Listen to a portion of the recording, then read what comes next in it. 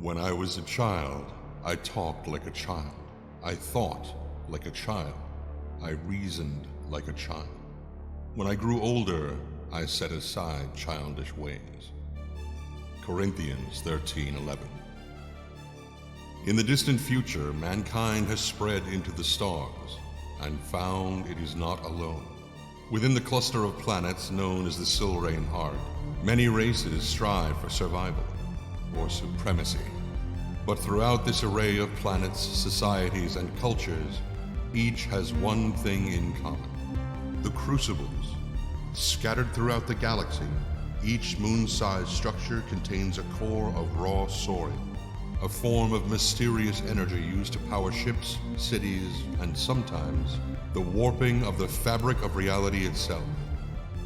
Beings who can do this have been given a name: Espers. The power of God has been granted to God's children. It is a time of terror. It is a time of wonder. It is the time of Esper Genesis.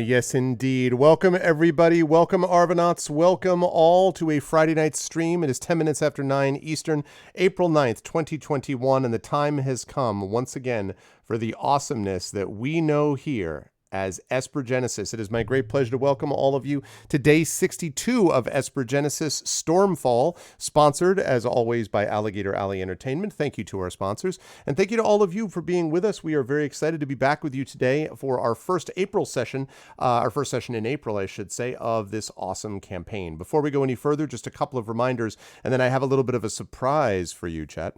And that surprise that we've got going on is, I'll talk about in just a moment. But if you haven't already done so, please follow the channel. That is always appreciated. If you haven't already done so, please consider following the channel. Please consider as well checking out the YouTube with !ArvTube, which has the past broadcasts of this and many other streams. !ArvCord is the Discord channel where you can hang out with the Arvanauts in between streams. The website for all of this is, Twitter. !Arv Tweets, which is my Twitter. Of course, I always tweet when I'm going live. And, of course, if you haven't already done so, please consider checking out the website for this channel, which is arvaneleron.com. On the financial side, !Arv Shop is the merchandise area where you can get stuff for the Adventures in Middle-earth crew and the Infinity and Beyond crew, and soon to be Esper Genesis stuff over there as well. That is going through a little bit of an overhaul, but we're going to have stuff there pretty soon that is going to reflect that overhaul. And in the meantime, the stuff you get still does support the channel, and it gives you swag and all that kind of good stuff. So please consider supporting us over there. That is much appreciated. Also appreciated is the Patreon, !Arvtreon is what you can do there. We are back over 222 patrons, 201 per month. We are very grateful for that. If you haven't already done so, please consider supporting us there. You can get a lot of cool stuff, including inspirations to help the players. And we have reset our inspirations. I don't know if any of the inspirations were used during Community D&D, but we now have inspirations up and running, of course, for April, which is cool. And so you'll have a chance to actually see that play out if you support the Patreon at a high enough tier. Also consider subscribing to the channel, which will allow you to do that same thing, plus gets custom sub badges and emotes as well. On the publishing side, !Icarus for details about my Icarus graphic novel from Athos Arts. Again, for those of you who missed it, first of all, of course, Icarus is a finalist in the IBPA Benjamin Franklin Awards for Best Graphic Novel of 2020. I am honored, obviously, that it is in that group, and that is going to be in May that we're going to have the final vote on that, so we will see what happens. I am excited to see what happens there. But also, Athos has just been announced as the publisher of my Greyshade series, the Grey Assassin Trilogy series, beginning with Greyshade. Book 1 is going to be published by them fairly shortly. We'll have a firm date for you, but it is going to be before the Kickstarter, which will deal with the rest of the stuff, which is going to incorporate the last 2 books in that series, a board game, a tabletop role-playing game from Alligator Alley Entertainment, and the board game from Clarion Game Studios, and an audiobook from Trendane Sparks, who provided that awesome voiceover for the video that you just recently heard. Thank you, Rock God, for the Prime sub. And I think I actually saw someone else subbed up here as well. Someone else resubbed. Crit Twitch did. So Crit Twitch, thank you so much for the tier 1 19-month resub. I really appreciate that. And Rock God, my friend, thank you so much for the 35-month Twitch Prime resub. Thank you so much to the subs. I really do appreciate it. And so yes, that is going to be available through Greyshade Kickstarter. That is going to be happening later in the summer, but I'm very excited. You got your COVID shot. Congratulations. That's awesome. We were just talking about that with Prince Justin. So glad to hear about people getting vaccinated and about people getting safe. I'm really, really glad to hear it. So hopefully that will continue, and we'll continue to see that ramp up. So yes, !Greyshade Chaos for more details about that. And speaking of Alligator Alley Entertainment, Library is Tales and Tomes from the Forbidden Library, my 5e adventure and source book from Alligator Alley Entertainment, which whenever U.S. Customs decides they want to, will actually go out to everyone in physical form because, oh God, just please.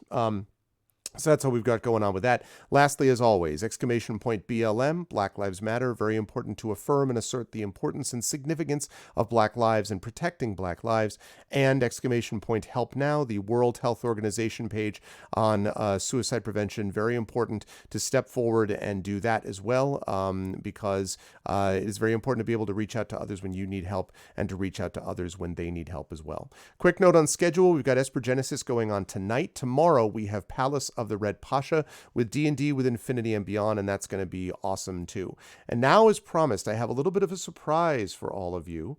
And the surprise actually relates to something in this space. So I'm going to, let's see if I can do this properly. I'm going to set this up like this, and then I'm going to do this, and welcome to the world of Esper Genesis, everybody. Welcome to the world of Esper Genesis. We have the new lighting setup, and I am going to have an actual light on my face. But this behind you is the actual Esper Genesis setup. And yes, it is mood lighting. And I am very excited about this because it's not going to always be like this. There will be times where I can switch things over. So for example, if I'm going to tomorrow handle for, let's say, something along the lines of Palace of the Red Pasha for the red benefit. But wait, how much would you pay? There's more. Suddenly, Palace of the Red Pasha would be in that setup. Or if we were going to do something relating to Earth Day Green. Let's say I was honoring Mrs. Dunsel's name, for example. I might do something like that. And like that. So we have different lighting that we can use. We also have a lot of like strobe and flash, but because I don't feel like putting anyone into seizures, like quite literally don't want to do that, we're going to stick with what we have. And so we've got I believe it is Dream, And then we've got that. And there we go. And we also have, I should say, we do have that because I do actually want to be able to see. So we have a little bit of that, but I am very excited about this lighting. It's a little bit like Rob's setup, yes. It is a LifeX, in case anyone's curious, it's a LifeX beam, is that thing that you see lighting up the top of the shelves. And then the thing behind is just honestly a cheap little floodlight, spotlight, RGBW spotlight, which I found out about by looking at Alpha Gaming. And it's not that expensive, but I was like, you know what? If I've got this space, I'm going to use it, goddammit. So we've got some lighting for streaming for daytime. So for nighttime, rather. So I'm very excited about that. And I am pumped up to be able to share it with all of you. Maybe during combat, I can even flash some things and it'll be like a rave. And I probably won't do that. But anyway, I hope you like it. And I hope it provides an extra sense of immersion, let us say. And with all that said, I'm going to unmute myself and apologize as always to the wonderful people for interrupting whatever their awesome conversation was. And then I'm going to head right over to to reveal these folks. Also, I had to do this because every time, the background thing has been changing. So you'll notice that already, like, Kat has a different angle on the webcam. Carlos, as we were talking about, looks as if he walked right out of the 70s Incredible Hulk TV show. Yeah, like da da da da da da da da. Like that. And then Johnny has got a gumball machine. So, I mean, I think really all of us have things. And, and then Zach is, Zach's got his awesome room. I mean, I don't think there's anything else that needs to be said. I mean, that's just. There totally needs to be. There's something needs to be said. It's called level 9. Where's level 9? Where's level 9? I need a turntable set up. How long until the players copy his new bookcases? No, today they were trying to copy Zach's background. And Zach was like, now that I see it myself, it feels kind of strange and weird to me. I'm like, as if your identity is being seized? Is that what it feels like? As if your identity is being taken from you? Because, We were having for a group that is in a sci-fi campaign, we were actually having very scientific conversations before you I believe it. I have no doubt. I have no doubt that was the case. So much discussion of muons. Oh my God. Network security. Yes. Muons. Privacy compromisation. Yeah. The awesome. usual. That's good. This is what we do. This is why it's important. This is why these folks are the best. It is my great pleasure, as always, to have the Esper Genesis crew back with us, and I will begin, as per usual, on the left side of the screen with old gumball guy. No, with the gumball. Old gummy. Old gummy.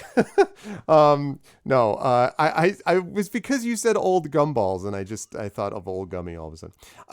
And that, of course, is Johnny Pittman. Johnny, how are you? Do you want to quickly explain, because I think it's really funny, why you have old gumballs in your gumball machine? Because I think this is very, it fits, To much to Carlos's dismay, they're old gumballs specifically so that I don't eat them.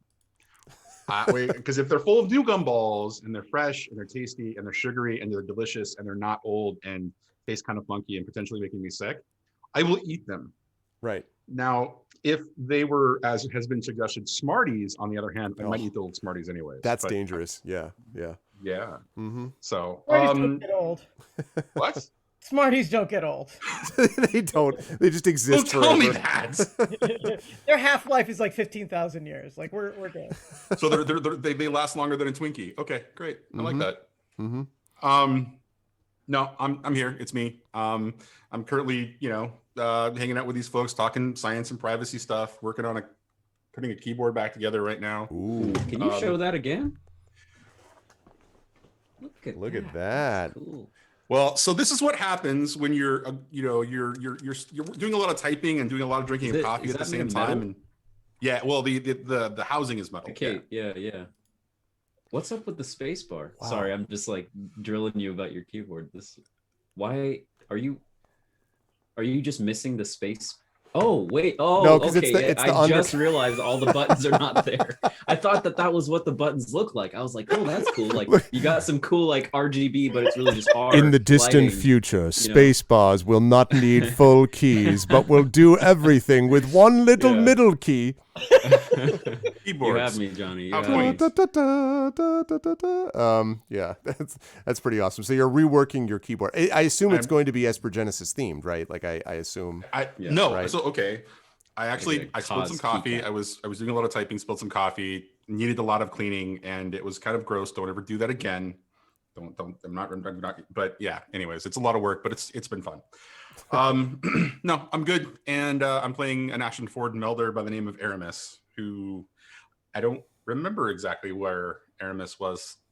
It's been 3 weeks, so Yes, Yeah. it'll be a fun recap, especially because at the end everyone was like, "God damn it, I knew this was going to happen." So I'm excited to see what it is that they knew they were going to have happen. So we will see. Side quest arc: The Search for the Last Smarties. Yes, indeed. Esper Genesis 3: The Search for Smarties. Always a pleasure to have Johnny with us. Also, always a pleasure to have Kat Rambo with us. And Kat, welcome. I do want to ask. I do want to inquire. You're not going to show it because I know you don't want to freak Johnny out. I just wanted to double check: is everything okay with your spider? Oh, Because I know yeah. I saw this on Twitter. Is everything okay with your spider? Everything's good. It is delightful. I don't want to traumatize Johnny by invoking the spider. I will be happy to leave for a minute if you would like to talk in detail and maybe show her off. I realize that it's a choice So cool one. people can find her on Instagram. I'll stick the link in the chat. Which is why I don't follow you on Instagram. I did want to mention I've got a story that just came out a couple days ago, and I Wonderful. stuck that in the chat. In Beneath Ceaseless Skies, it's a fantasy novelette. Oh, I I have to love check Beneath that. Ceaseless Skies. Yeah, they're great. Scott Andrews does good really stuff. well. I need Yeah, to I great. gotta check that. What, Kat, seriously, what's with all these amazing titles too? Every breath a question, every heartbeat an answer. Everyone's like, That wow. one went through like 10 different permutations on that. Every question a breath, every answer a heartbeat. Every gastrointestinal movement. Every breath you take. No. Oh man, but that's a great title. One of the longer. I like it. It's more poetic because it has to do with what's going on in the story, at least somewhat, as titles sometimes do. Yes. Right. Yes. No, that's awesome. I'm looking forward to actually taking a look. I didn't actually know that one had come out, so I'm going to look it up. How are you otherwise, and who are you playing? I'm otherwise I got my first shot.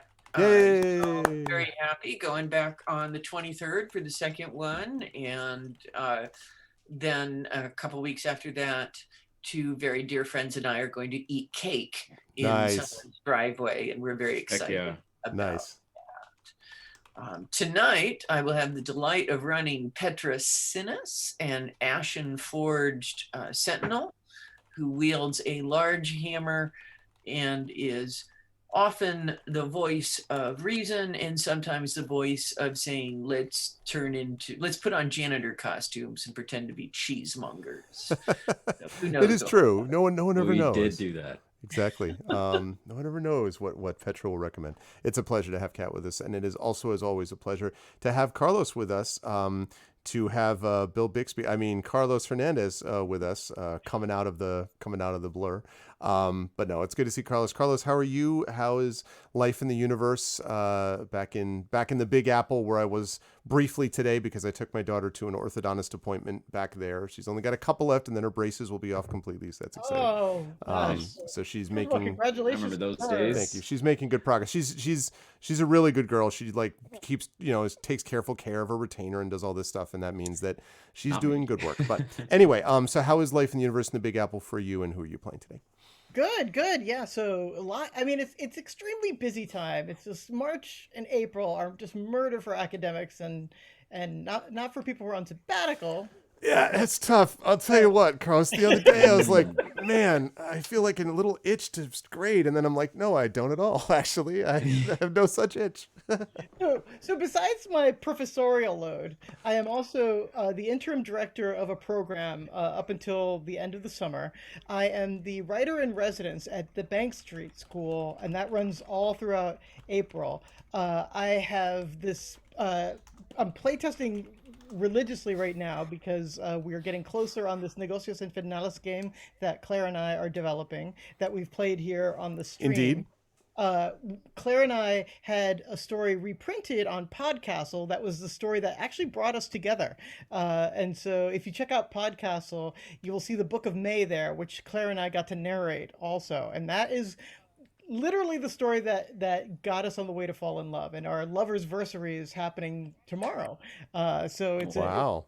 it's busy. And we have a story coming out in Mermaids Monthly. So those of you who know Julia Rios, the editor, she and Meg Frank together decided they wanted to create a one-year magazine that was all about mermaid stories. And so Claire and I used the cards from Negocios Infernales to create a story that centers around a woman who is basically sort of like a biologist, an oceanographer biologist for mermaids who in our story are bigger than blue whales. So they're these massive mermaids. They're so massive. Max in fact, they have maids. their own- Like, Lady Domestic. They have dress their code. own. You know how sharks Mermaids. have those little fish that follow them around and eat little things off of them. Remoras. Right, remoras. The mermaids have their own version of this called the chupa sirena. Basically, the mermaid suckers. is it? We're Is it? very And proud they're of this. fish. Wow. Yes. Wow. So I'm- anyway, lots going on. Yeah. Yes. Good work on keeping trying to keep nice boundaries, not overload yourself, Carlos. Oh my Like, really, gosh. great work. Oh, and I should also say, on a lark, I downloaded RPG Maker. Not downloaded, I bought it. I bought RPG Maker, the newest version of it. Oh my god, I'm in love with it. I'm gonna make educational RPGs for my students now. We're not doing homework anymore. We're just playing RPGs. Oh man, I gotta find out more of these details. I'm clearly, Yeah. when I am off sabbatical in the fall, and let's not talk about that terrible time, but when I'm off Ah. sabbatical in the fall, I am absolutely going to want to have, or at least in the spring for creative writing, I'm going to want to have Carlos back.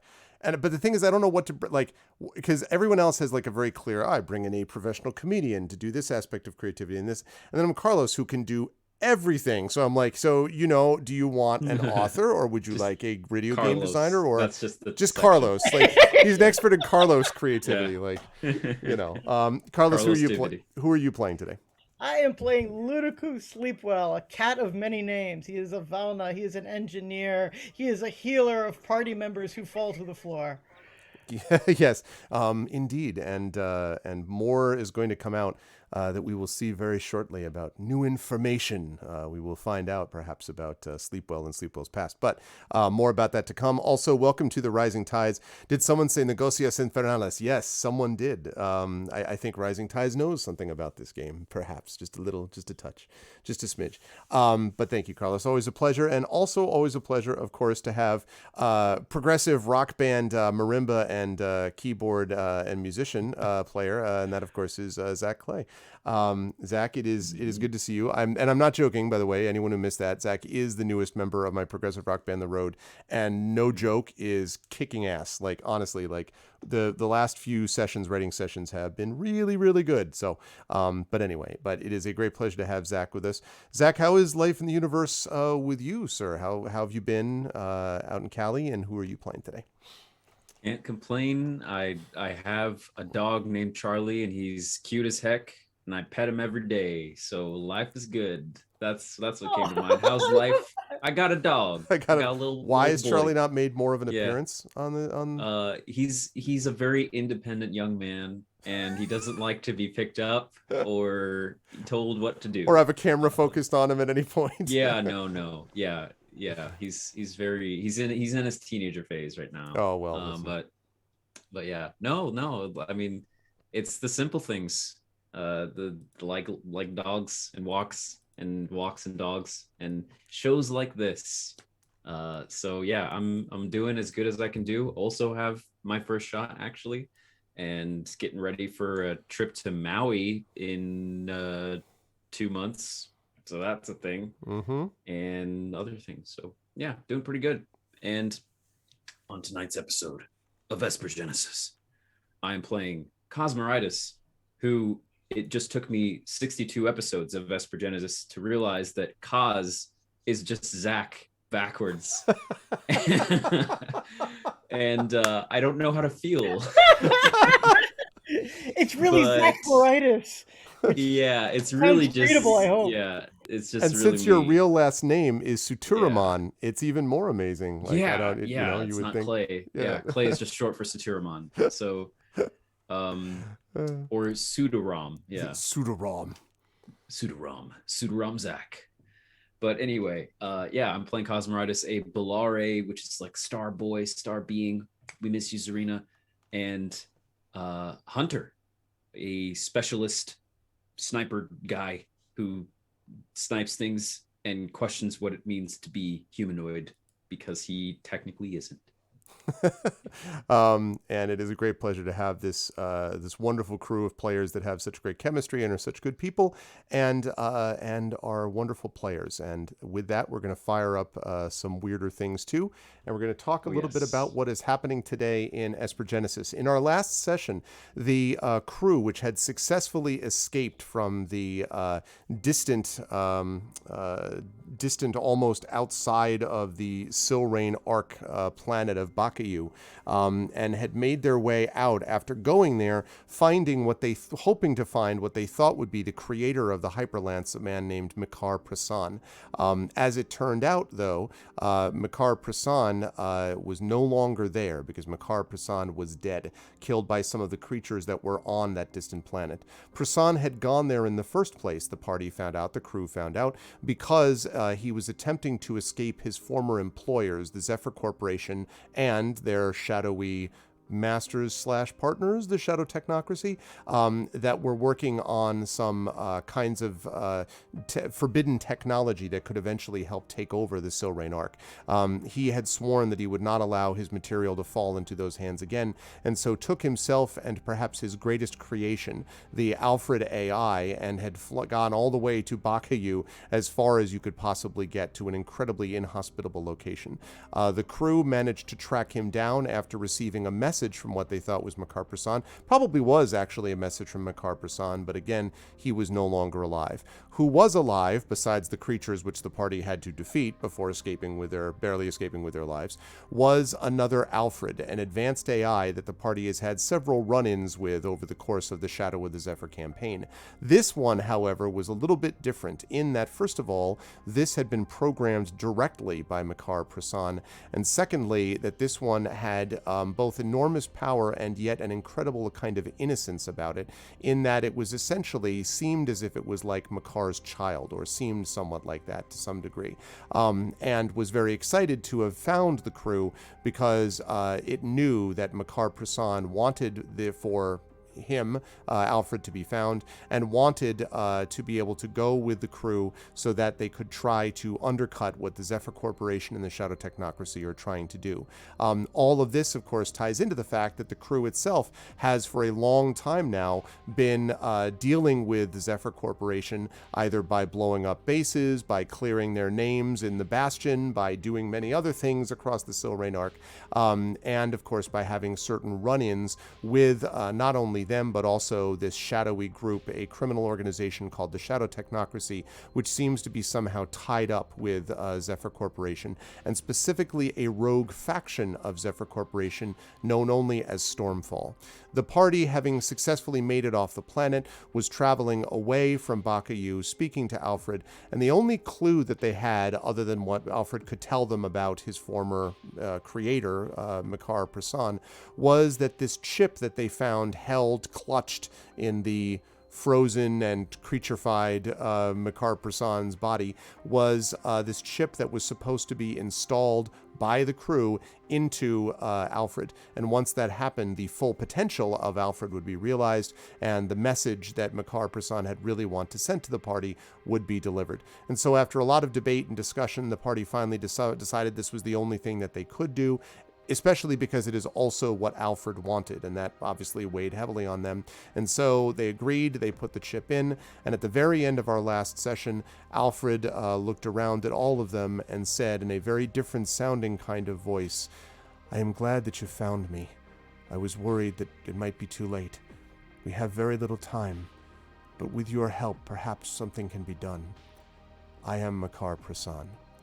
And so, essentially, apparently, something on this chip is connected or encoded with Makar Prasan's personality itself. We will see how much that is the case in just a moment.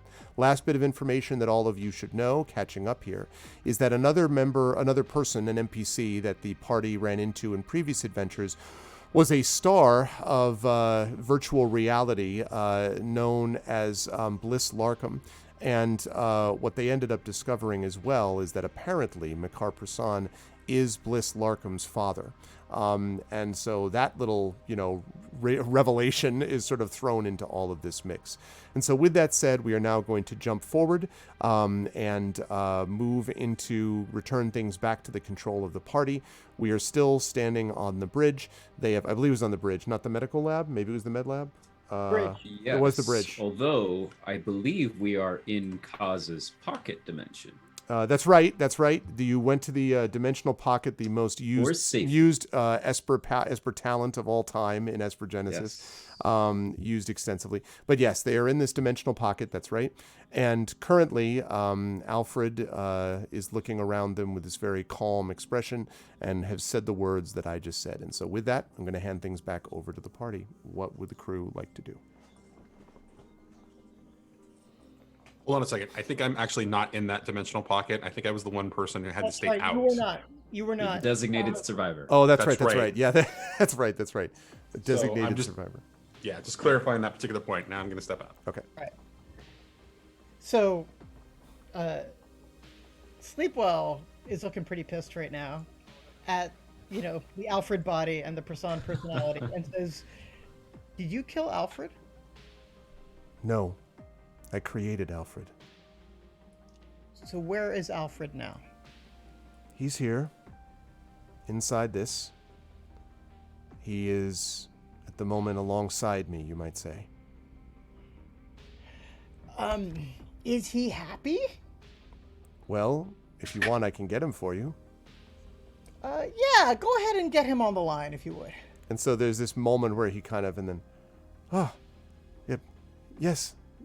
Was someone asking for me? that was me. Oh, Alfred, so when Prasan speaks, do you hear him? Yes. Like, I want to know, you do hear him. yes, I hear him. How do you decide who controls this body? Well, it's sort of up to my programming. I suppose it's sort of Prasan who decides, but then if I wanted to, I could always simply implode my body. That would also have the negative effect of destroying all of you. But I have ultimate control. Prasan programmed me with that, but I don't want to implode. I want to hear more about what he has to say. Listening to him is sort of like sitting in a pleasant room and listening to him. I suppose Prasan could be involved in a very complicated galactic-wide plot that would mean that I would be incapable of answering you properly. And if so, this has all been a very, very elaborate plan. It seems rather complicated for what most humans normally do, though. I mean, if you don't mind my saying. No, I mean, most humans also don't create Alfreds. You know what I mean? Like, this is the guy who can pull off the uncanny and the That's unreal. true. I'm mostly concerned about you, though, not having a body of your own to control anymore. That seems to me... Oh, well, Kind of I do. violation. He kind of flexes his hands. I mean, I have a body right now. Right now you do. Yes. But Prasan is the one who's in charge, you're saying, unless you just decide to destroy yourself and Right. him and everyone else. Yes. He says that that's the that would be the final decision. If anything was, if things got really bad, that I could do what was necessary if I judged it necessary. He said it was very important that I have decision-making power over my own ultimate fate. And he also said that I would know what that was when the time came. And so I suppose waiting to see when that moment happens. I really have never reached the point of a final decision. It's kind of final. Yeah. Yes. Remember when you basically destroyed your base on accident there? Well, that was, yes. I mean, it was a result of, yes. Yes. I really, really appreciate your honesty and that. I'm worried about your autonomy. I'm also worried about the fact that, there are two people inside of you now, either of which could take out, a quarter of the Soul Rain arc on a whim. That's true. It is. It's a rather uncomfortable thing, I think. I've thought of that quite often, actually, when I was on the other planet and I was next to this hugely powerful energy source, the slight disruption of which would have led to a complete disconnection of magnetic fields and led to the destruction of about 55 galactic parsecs of space. And that has a way of focusing the mind, Prasan always said, the proximity to ever-present death. It's a interesting experience, really, thinking about not thinking, I suppose. Oz just turns and looks at Petra, and then back to Alfred. Oh, you back out of the pocket? No. I just literally just. Homer Simpson's out of the way. Yeah. There is a sub pocket to my pocket dimension that only I can go in. Layered pockets. Pocket. Yes. It's like the VIP room inside his pocket. Yeah. It's pockets all the way down. Yeah, exactly. So at this point, I'm like, well, I guess I would feel best is if your consciousness was not co-opted and your mind was not suppressed inside of that body, just because Prasan felt like it was, he has laid claim to you, he has made you, and therefore he gets to do whatever he wants with you. That just doesn't seem to me the way that one should be treating an autonomous being like yourself. Well, and he kind of he literally, now of course, it's Alfred, he's metal, but he like literally does this as if he's scratching the back of his neck, like, it's true.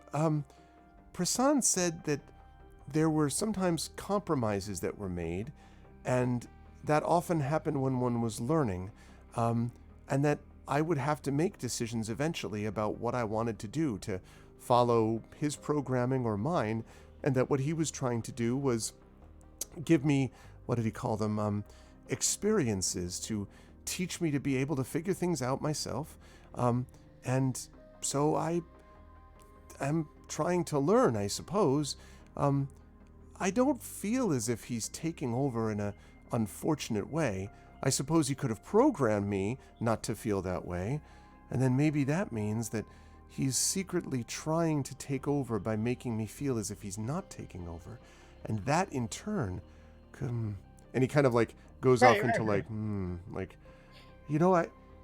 I feel like this is the kind of discussion that, well, I remember there were times where we would be up very, very late at night discussing these questions. He would put on some songs by some old Terran group. I think he called them Red Floyd or Pink Floyd or something, and he would talk about these discussions, and I often found myself really, thinking about these things quite a bit. Sleepwell, why did you have to start him? What is this Pink Floyd you speak of? Oh, it's fascinating. We can just ask Aramis when we get down. Okay? Okay? I guess you could say. I think he said the lunatic is in my head, and it all. I think everything is fine.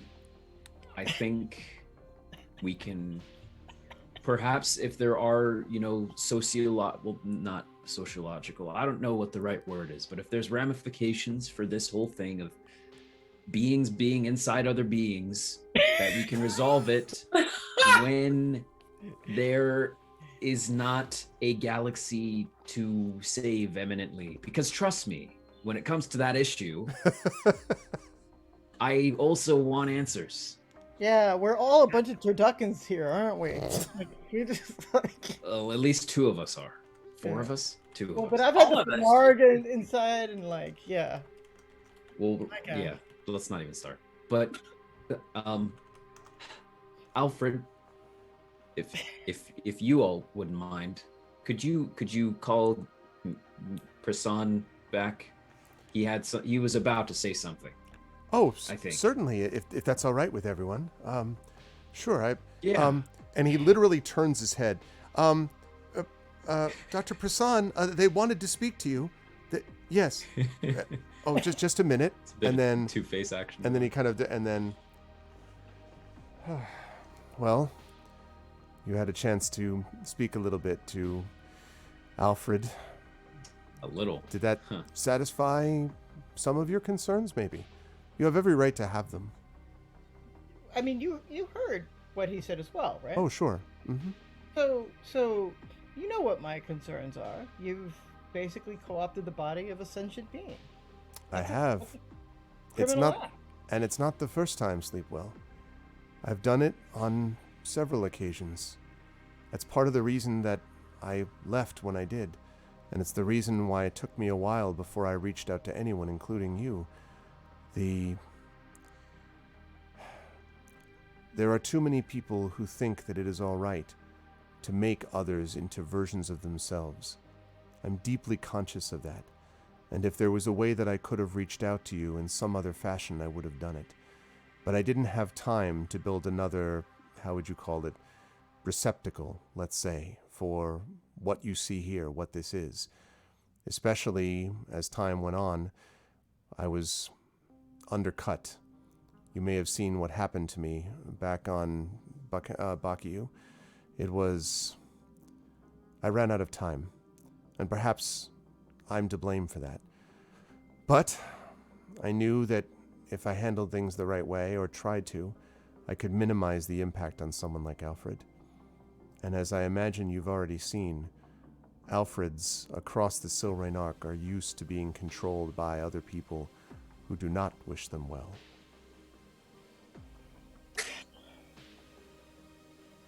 So, how do we know, one, that you're telling the truth about any of this? How do we trust you going forward? And assuming we trust you, what do you want? And he says, all good questions. And he looks around and he said, almost as if for the first time, he says, is this, did you build a new room on the Hyperlance? Or where are we exactly? He kind of looks around. This is a very safe Belare trademarked location. And he looks at you and tilts his head. You know, Alfred, obviously the body of Alfred tilts his head. Belare trademarked, you say? Okay, well. Yeah. Or I guess patented would be a better word. I'm not sure how. You could make quite a few credits, I think, on a place like this. It's impressive. Yeah, well, thank you. If it's a safe place, then that's good. But I do have to ask one question first.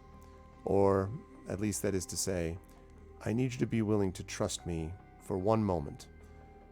And he reaches out his hands, and he says, I need you to all join hands with me for a moment, because I need to make sure we are in a space that is safe. So what will joining hands do? I am going to, for a moment, reach out with my consciousness. If we are in the safe space that you spoke of, then I'm going to reach a finite space, a place where my consciousness is pushed back. If it's not that, then I will be able to connect with others, and that could be very, very dangerous, because there are things trying to connect with Alfred all the time. You want to connect, you want to hit the connect to server button. I'd and really see if you rather have hit no connection here. Correct. I really want to make sure that it can't connect to server. Yes. Where does touching us have anything to do with that? Because I need to make sure that you are not manifestations of something which has been trying to reach out to Alfred for a number of cycles now. You all could be very elaborate and comprehensive and impressive, but still simulacrums of reality. It wouldn't be the first time this thing I'm talking about has tried to do that with me or with Alfred. And since I am partially responsible for making it, I know its tricks. If I connect with you, you won't be able to maintain that facade. What is this thing that you won't name? The Long Winter? And he hesitates and he says, that's something I don't want to get into until I'm sure that everything is safe here. Okay. Well, if you sense a fragment of it in me, then don't be extremely alarmed. And Alfred Maybe again, be like medium alarmed. Alfred again turns a fragment in you. Yeah, I'm assuming Mr. Prasan, or if your copy of yourself or whatever, Mr. Prasan, that you've only been conscious as this version of yourself for, the last 5 minutes. So you have not, can you access all of Alfred's memories of things that we've talked about with Alfred? Those things, yes. But only his local information and memory, nothing system-wide, which was, as Alfred told you, on purpose. So we are trying to stop the long winter, to put it very bluntly.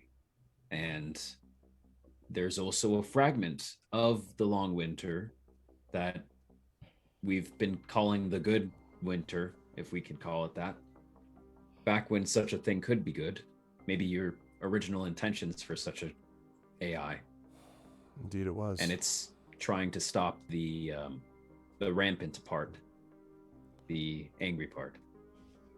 And he says, and he kind of he just holds out his hand to you. And Alfred, now again, Alfred's face doesn't really allow for this, but you will almost swear that it's somehow through its metallic face creating, like the way it's holding its face, you would imagine a frown, like a kind of like a sort of thoughtful, like thinking, sort of frown. And he holds out his hand, and he actually holds out his hand just to you, Kaz. I look at everyone else, and then I say, you would have told me that I would have ended up holding hands with an Alfred in an extra dimensional space, I would have bet 100 times against it. And I do so. All right. Okay, so you grab his hand? Yes. So when you take his hand, there's a whoosh, oh geez, and then the GM quickly fills space, realizing he doesn't have his voice effector set up. Just one moment. Yes. You're watching Esper Genesis, brought to you by Alligator Alley Entertainment. This episode is called I don't know if this episode has a name. This campaign section, chapter act, is called Stormfall, featuring Cat Rambo as Petrosinis with a very large hammer.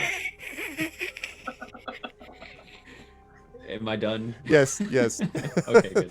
But it was good. And featuring no one else, just Cat Rambo as Petrosinis. Cat Rambo as Cos. Cat Rambo as Sleeper. Cat Rambo. We're all exactly. on Cat's show. Anyway, so he holds your hand, and you are, and you find yourself. I am. This time, Kaz, you find yourself. You may remember that every time you've seen the Long Winter in the past, you've been taken to various places. Sometimes it's a field. Yeah. One time it was a police station interrogation chamber or something like that. This time you find yourself sitting on a bench, but it's a bench inside. And as you kind of look around, you see what looks like you're in a very big, wide, and long hallway. And on one end of the hallway are a set of glass doors, and there's a kind of blinding white light out of those doors. And in the other direction, you can actually see there are there's what looks like a big lit sign of some kind that seems to have what looks almost like a small map on it, basically. You can't make out what it says because you have to get closer, but you can definitely tell it's a map of something. And then all along the hallway are all of these metal shuttered doors, is what they look like, but they almost look like grates or like screens that, let's say, that are closed. And on top of them are various names of things, and they are things that say like Galaxy 5. Another one says Forever 2130. And another one says star backs, and another one says, Oh and you my see these, God. but they're all closed and sealed, right? And there is at the very end, next to that map that you can see, there is what looks like something moving, although you can't really tell what it is, but it's the only thing that seems to have motion besides yourself. And right next to you, you're sort of looking around, and then something, or maybe a little bit startled, I don't know, to hear, well, here we are then. Is this what this always looks like? And you look over and you can see, and it does, this is a little odd because it doesn't actually look exactly like Alfred. It looks like a rather ordinary looking human, maybe in his mid 40s, but he's sort of a little bit translucent, and it almost looks like Alfred's body is sort of translucent. There's sort of like Alfred's body is below it, and on top of it, superimposed over the top of it, right, is this sort of body of this human, and he's looking at you with a sort of calm, slight smile and saying, "This is quite a place that you have here." Yeah, but yeah, reminds me of the Bastion. I've never been to a mall, but I've heard about them. Really amazing places. If you ever had the chance to explore what they were, for a brief, small, tiny flicker flash of eternity in the late 20th century, early 21st century, there were places on Terra where these things were the most important things for people to go to, for purchasing wonderful items, for walking around, falling in love. Very strange and unusual. But then I heard there was this one company that came and sort of ended that age. It was like Blamazon or something. Ah, yes. Then Well, they were sort of defunct. They were eventually merged, of course, with Zephyr Corporation. So much could have been avoided. So much. Of course. And he kind of shakes his head. Do you think there's a chance? This is the first time that something other than, hey, Winter, are you here? There's no response, and that only movement you see is by the map. And Prasan points and he says, "I think that's the best place to go unless you want to go towards the light. My understanding was that's not a good idea." I was just going to say this is the first time I've had something other than myself and Winter in this kind of a space. I'm wondering if we can bring the others in. Possibly. It was what I was originally thinking of doing when I reached out to everyone.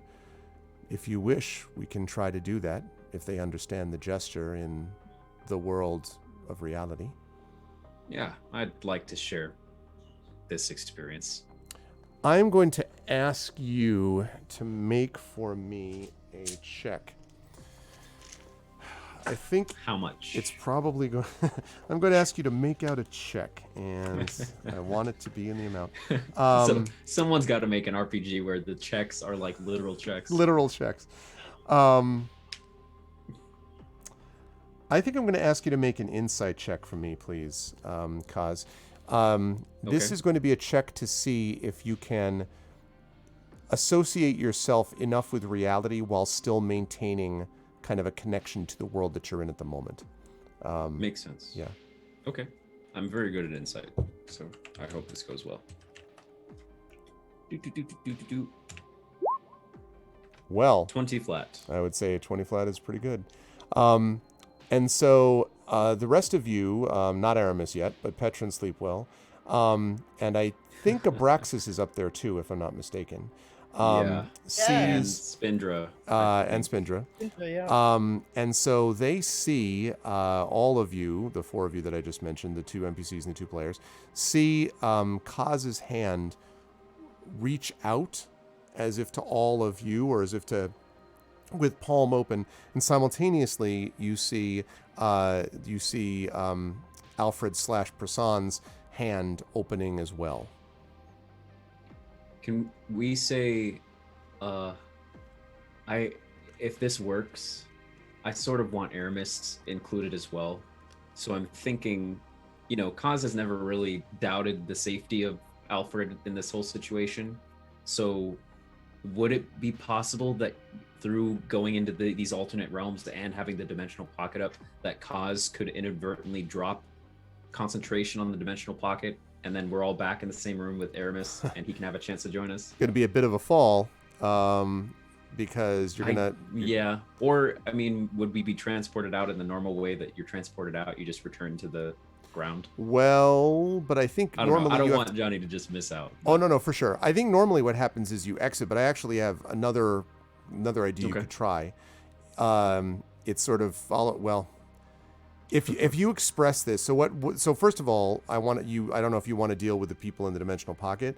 Then you could also, I think there's a way that you could actually get this to Aramis, but you'd have to express it in a certain way. Yeah, exactly. Okay. All right. So in other words, you could deal with them first, and then I'll tell you what you might want to pitch for that. We hold out our arms for you. We and Alfred held hands, and now we're just staring deeply into each other's energy matrices, and then you guys see our other arms held out for you. Yeah, Sleepwell kind of leans. It's like, Kaz, can you hear me? What do you want? What's going on, man? So you actually hear Kaz as you're sitting on the bench. You hear a mall intercom. Yeah, exactly, a mall intercom. Like, Kaz, are you all right? Are you all right there right now, Kaz? And I'm like, yes. You don't need to speak so loud, Sleepwell. So you kind of hear this very dreamy, like, yes. Don't speak like that. Just grab our hands. It's safe. And you hear that in the same dreamy way. Just grab our hands, man. It's safe, dude. Nothing bad will happen to you. This isn't at all. Nothing bad will happen. I turn to Petra, just kind of go. That's a giftable face.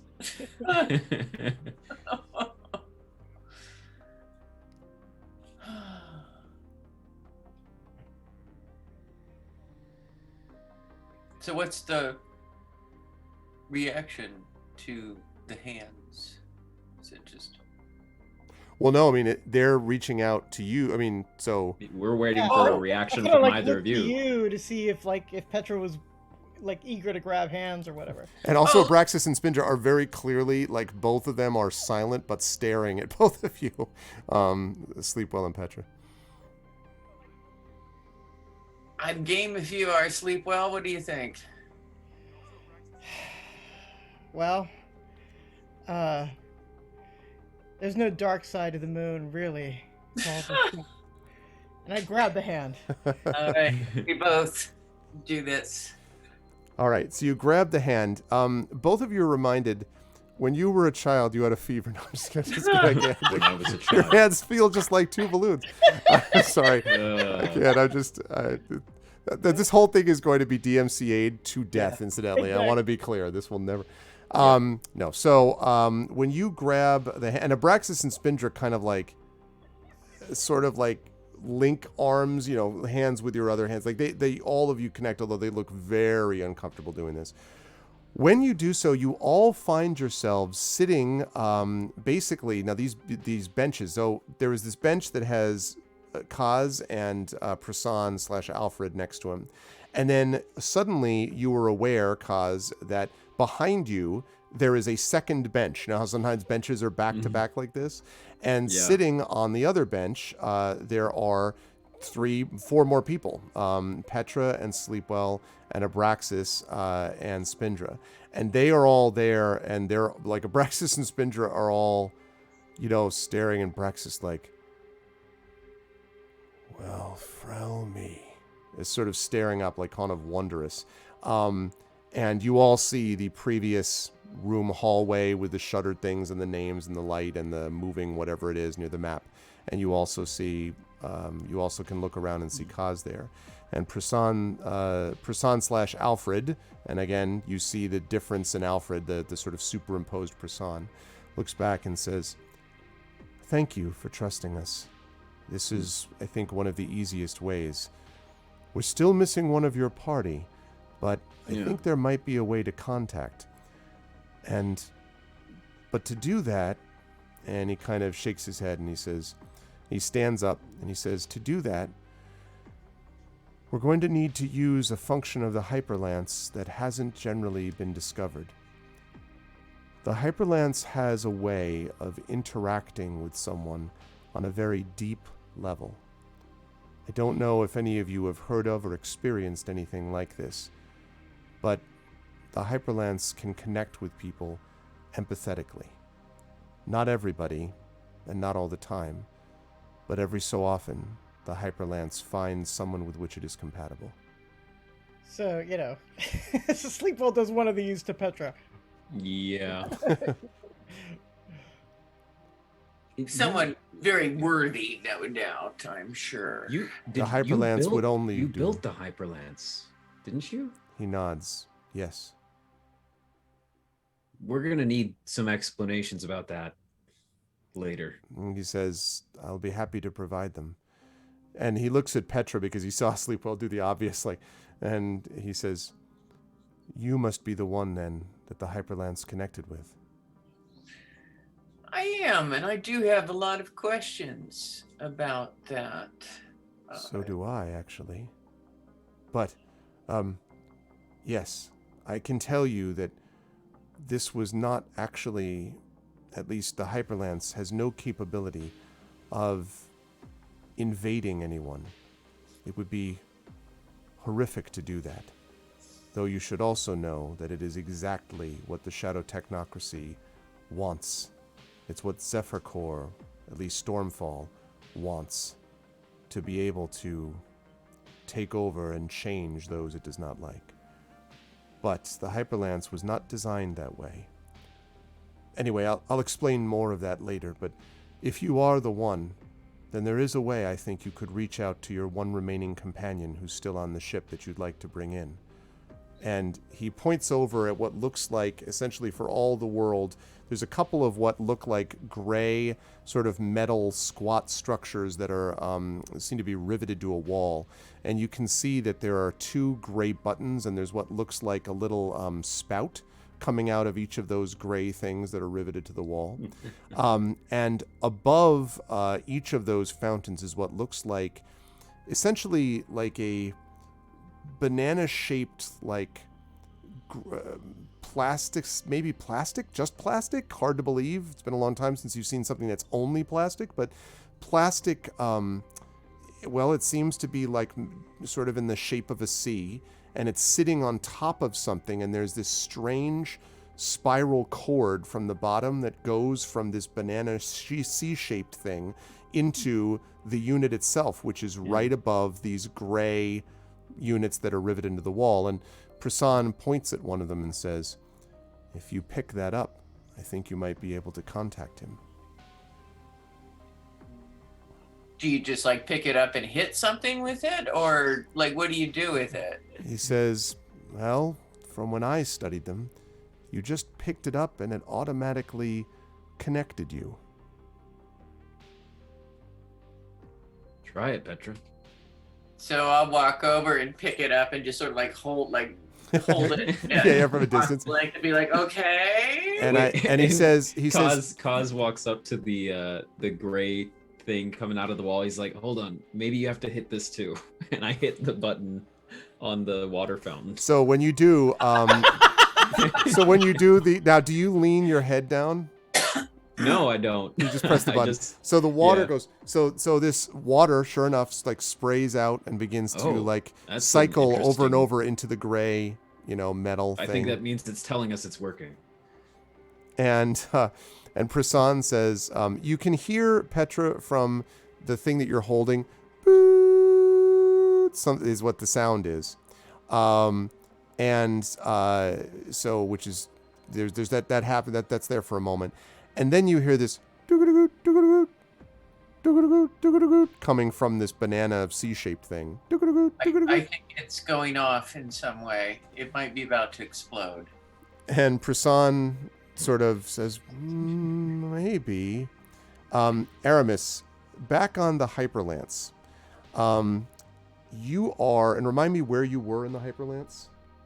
Sitting in the pilot's chair or the captain's chair or Okay, whatever, that's waiting right. for them to make their exit. So the hollow vid screen, basically this globe-like thing, which is at the front of the ship, at the front of the bridge, suddenly begins to pulse blue, and you see this, like, it pulses like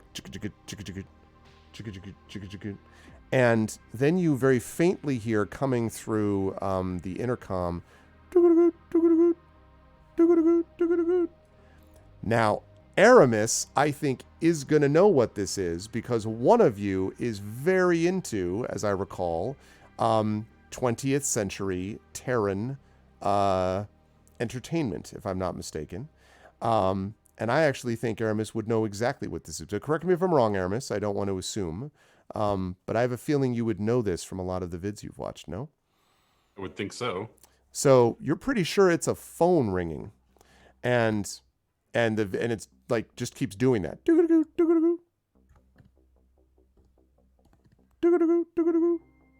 Aramis, is anybody else in the room with me? Not at the moment. You were the only sole survivor. Okay. Aramis kind of looks around and touches the hollow. And when you do that, the hollow suddenly, Petra in cyber dream world thing, so to speak, you hear a as if there's and Aramis, you also hear on your end a when you press the hollow, as if some connection has been made. You probably hear Petra's voice loudly declaring, "I'm pretty sure it's going to explode at any minute." Okay, so Aramis, you hear that, but very faintly. Are we talking like Alexander Graham Bell kind of faintly, or are we talking Come like here, I just need a you, really yes. bad? It's sort of like that. It's really more like, I'm pretty confident this is going to explode. I got to be honest with you. Like you hear that from like heading off in another. Hey, Petra, what did Sleepwell do this time? So Petra, you hear that like faintly coming from the banana C-shaped thing. Aramis! It's Petra! working. Sleepwell, he wants to talk to you, I believe. He's asking for you as far as I can make it out. Or, hey, can he hear me too? Hey, How loud are you saying that? about that loud. So, But I'm right next to Petra. 'cause Oh, I'm okay, that's holding true, that's true. So you the came very important water button right, that's on right. the phone. Yeah, so- you hear that, Aramis, and you also hear like some water oscillation thing going on, and you don't really know what that's about. And Sleepo, of course, like, I didn't do anything! Petra's trying to explode us, I think!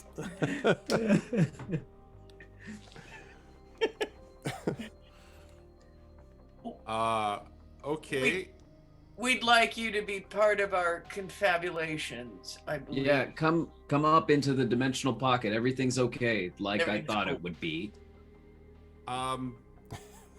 Okay. We don't have anybody on the bridge to take care of things if anything goes wrong. So let me make an arrangement real quick, and then I'll be right up. Okay? Okay. How long do I have to hold this? Just keep it down.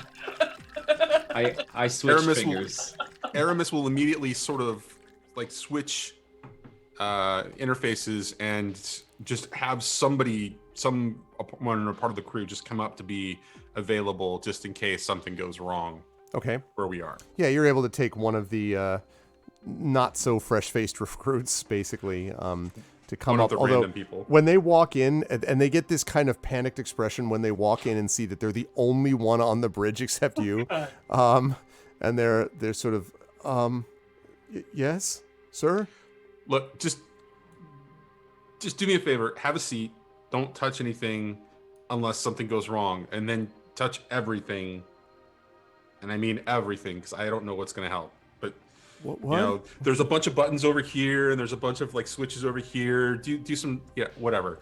Look, just hang out just in case. All right. Okay. He kind of I promise everything's gonna be okay.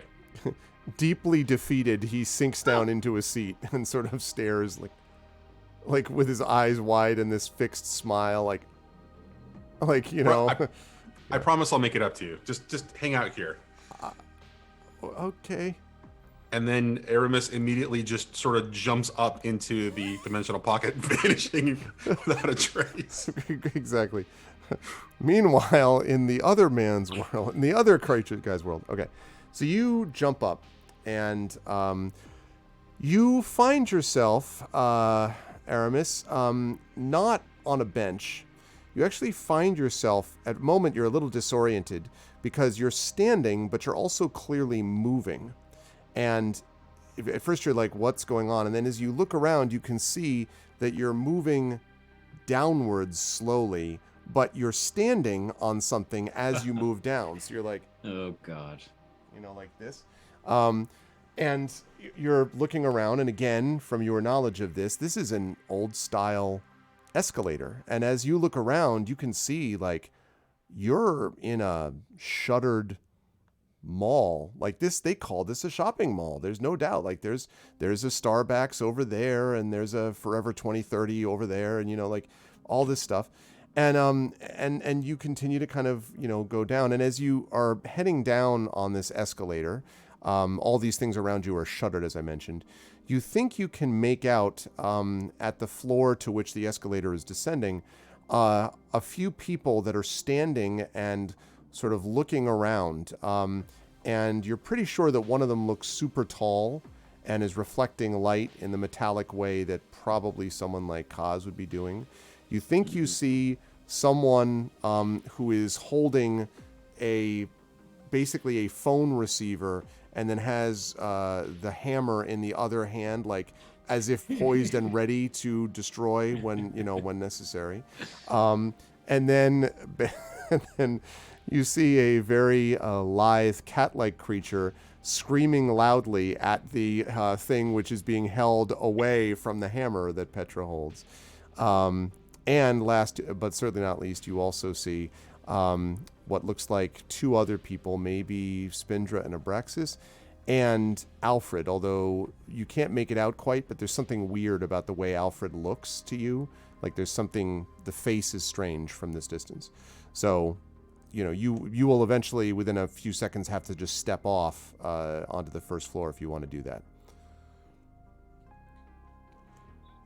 Like a boss, because he's seen way too many movies, he gets off the escalator as if nothing's going wrong. Yep. Because those things are a pain in the butt if you don't know how to get off of them. If anybody remembers being a kid. Big step. Yep. So Aramis gets off and looks around and goes, "Is this a simulation?" Oh, thank the stars you're here. I can let go of this thing. Oh. So Aramis is a little bit of a distance from you, actually. So because you may remember, like the moving thing was somewhat of the distance. So, but you're pretty sure you do see someone in a duster. I'm guessing the same, you know, I am Neo, you know, outfit. Get off at the bottom, and but he's just standing there. So, but you think you recognize that? Sure looks like Aramis. Yeah. Kaz lets go of the water fountain button and immediately says, stops. It worked. Let's all stare at him as he walks closer to the group. So, as he kind of stumbles up, is this a simulation? Or is this a dream? It's yes. Yeah. Sleepwell leans in and goes, "All you touch and all you see is all your life will ever be, man." man. I'm not exactly sure whose mind we're in. It might be mine. It might be Alfred's.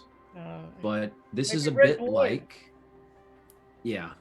this is a bit like what talking to Winter is like. And speaking of that, haven't seen Winter anywhere, but there is a map or something moving over there. But the answer to your question is yes. Both. And neither. Oz, have you ever watched any of the movies that I've given you a list for?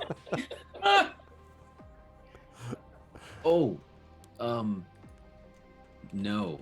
When have we had time to watch movies? Right. Immediately turns to Alfred. So Is this the mall from Fast Times at Ridgemount High, only a little bit more modernized for like the 20 teens or the 2020s? Because it And- looks a lot like that. Like those escalators, like those are, and you know what? Never mind. So what am I doing here?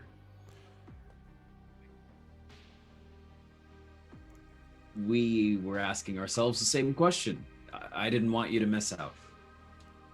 Apparently, Prasad is going to give us a lot of information, and we just didn't want you to miss out there. Thanks. There does seem to be a need for information being delivered, and I believe we're going to have to talk about that information. So you might as well get it this way rather than listening to us recap it.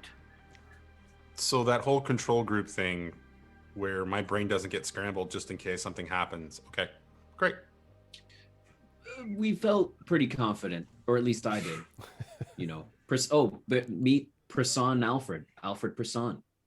And Alfred Prasan kind of slightly inclines his head and says, "You must be Aramis." And I'm definitely not drunk enough for this either. And he smiles a little bit and he says, "Yes, I remember when that would have been a better way of escaping my reality. But no, this is not about, you're not mistaking anything you see. Although this isn't entirely me. This is a combination of, well," and he looks over at you, Kaz, and he says, "This is where you usually speak to him, right? The fragment you mentioned." It feels like it, but it doesn't look the same. "Does he always see you in the same place?" No. But he's always here. And he kind of looks around and he says,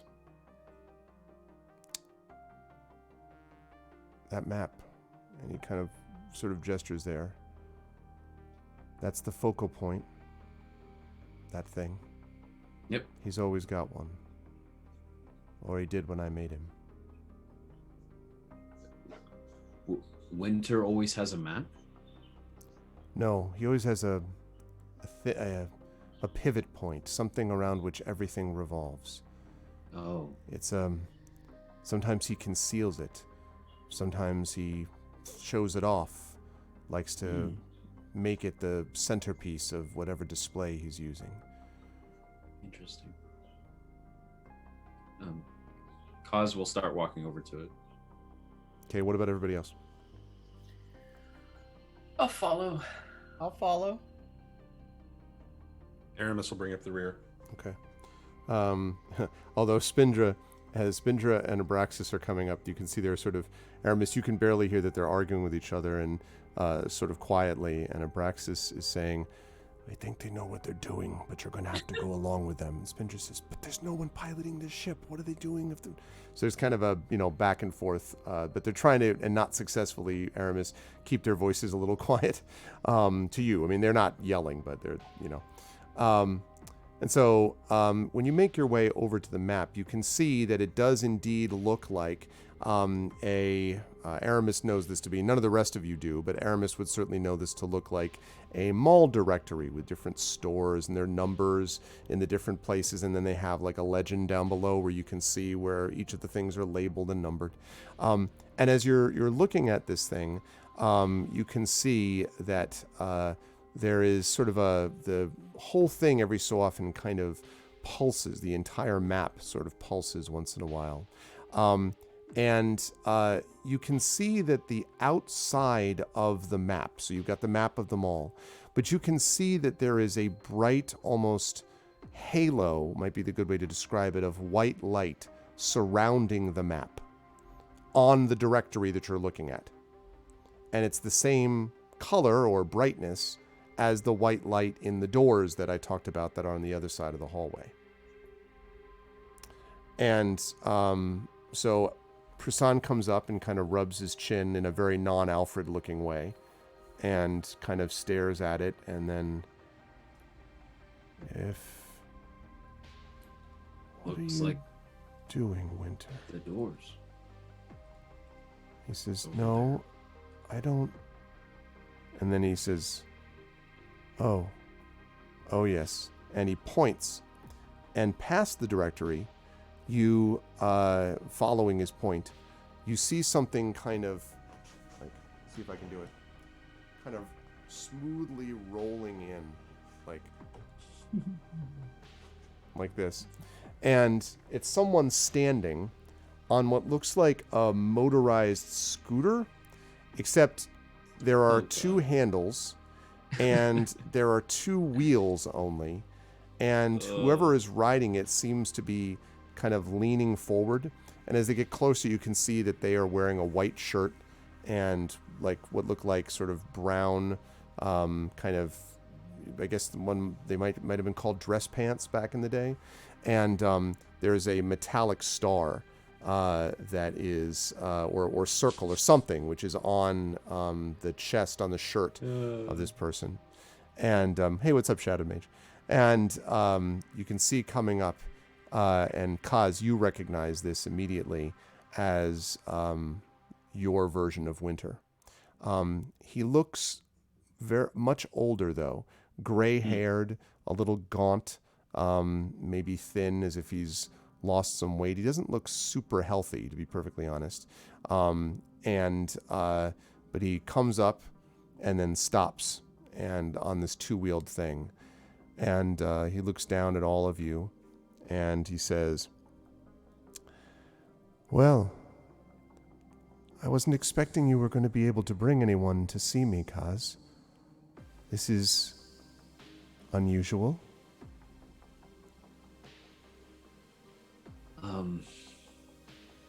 Everyone, this is Winter.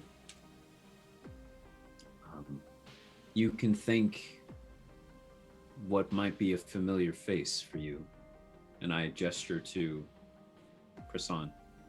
And so he looks and like, Winter looks down and steps off the scooter, which somehow just stays completely in the exact same spot without falling over. And he walks over to Prasan, like with his eyes narrowed as if he's trying to place him. And Prasan waits calmly, and then they see each other, and Prasan says, "Hello there, Winter. It's been a while." And Winter says, "Prasan. You're Dr. Prasan." And Prasan nods, and Winter says, "How are you doing this? Who are you?" And Prasan says, "I am him, at least everything he was, coded and programmed, like you, Winter. I've come to talk to you, and to make sure that you all were what I thought you were, what you said you were. And now that I see this, I know it's true." And Winter kind of looks around at all of you and says, "Have you found this person? Truly found him?" Like indicating Prasan.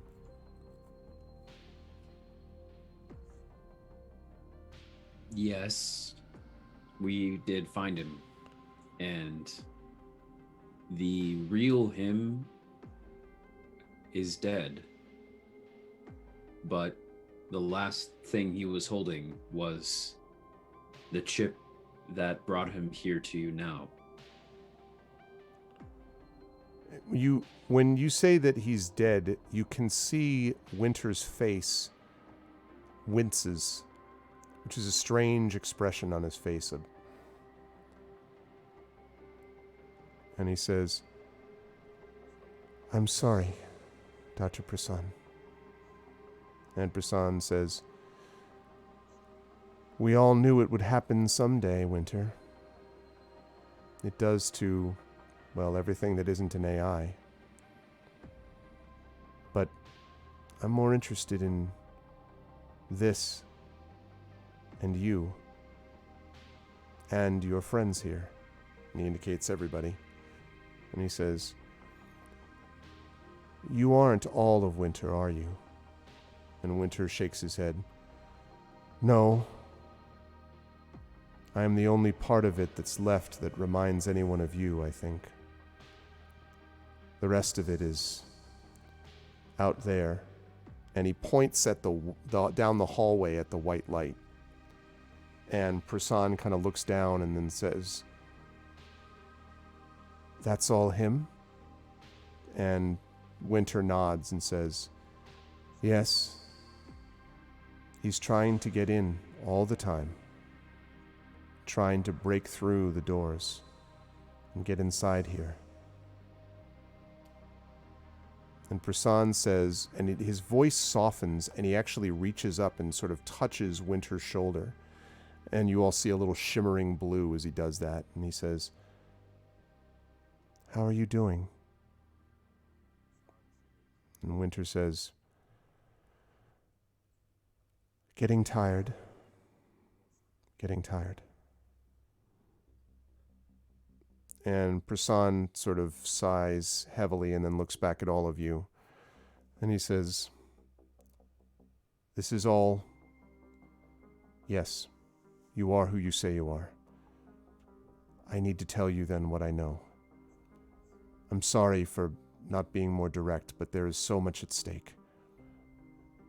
Please," and he indicates the benches that you were all sitting at. There are a couple of carefully placed plant fixtures, with like marble edges that you can sit on.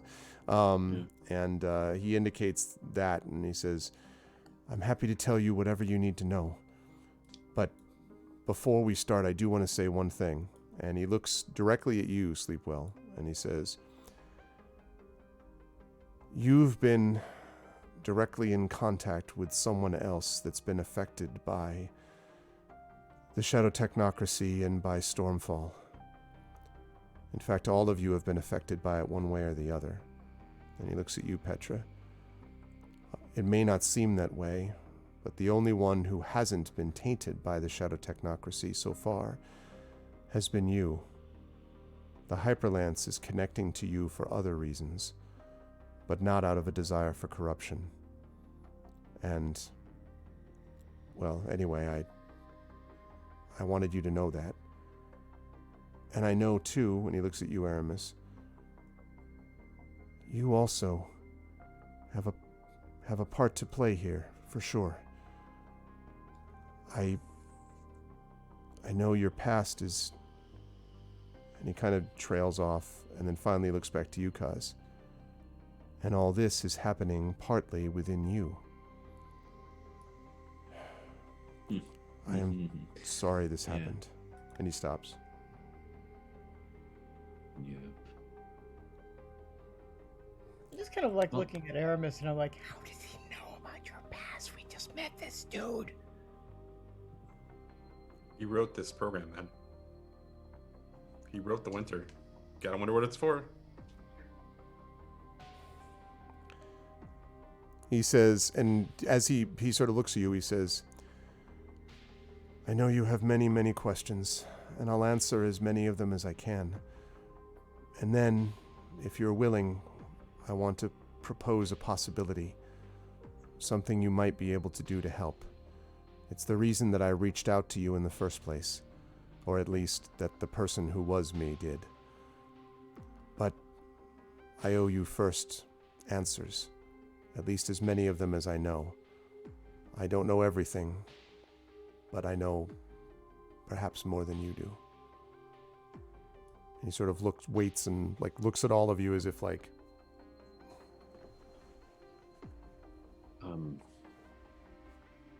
And Winter, by the way, goes up and leans on one end of the two-wheeled thing and just kind of looking at all of you. Okay. Sorry, go ahead, guys. Oh no. I was just gonna say, I don't know where we should begin, to be honest. I kind of look at Petra as why don't you start?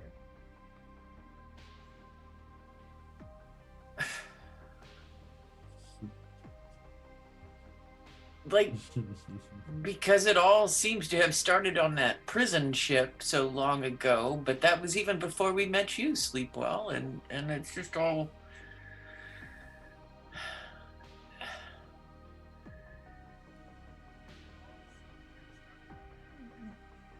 I'm at a loss for words. I'm sorry, I am, because That's fine. the character, I the person, am at a Oh, loss. okay, sorry. Sorry. No, that's fine. So, He's you know, not actually looking at anyone specifically. Like, he's just sort of like, you know. So, Sleepwell basically says, you said that you could explain Petra's connection to the Hyperlance.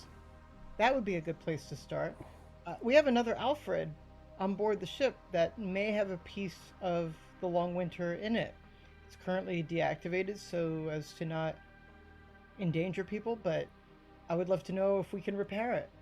I would really, really love to know how the heck we are going to ever get rid of something that can be copied and duplicated infinitely, and as intelligent as the Long Winter is, how we're ever going to be sure that it has been thoroughly dismantled. Those are 3 places to start. Those are all good ones. And he starts by he sort of walks over a little bit towards your direction and kind of folds his arms, Petra, and says, yeah, sorry. And then he says, hold on a minute, my daughter's calling. Yes?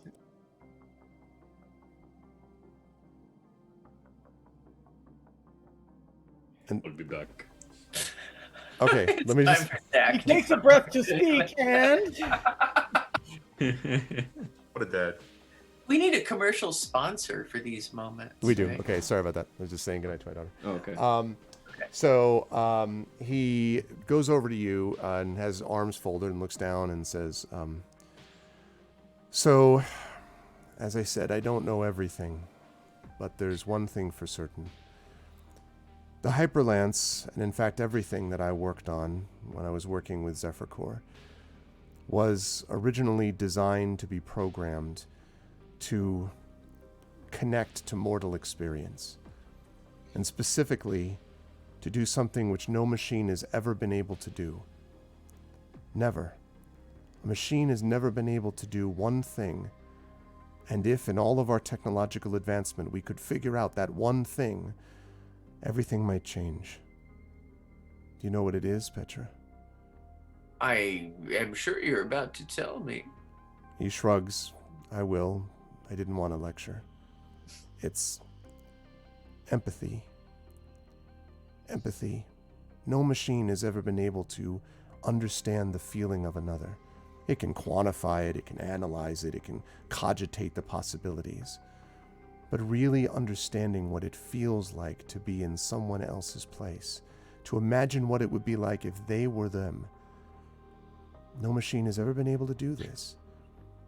And so I designed my machines to be able to manage it.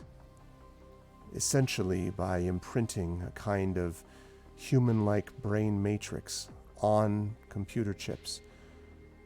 The synapses function somewhat like a human brain, but more importantly, the structure and the setup of the Hyperlance is designed to be able to learn not just facts and figures, but to understand what it means to be empathetically connected to someone else. I'm curious if you used an existing brain for the model, because the Hyperlance sometimes seems to be referencing an existence from before. He says, I did, or rather, I was forced to use one. They never told me what it was.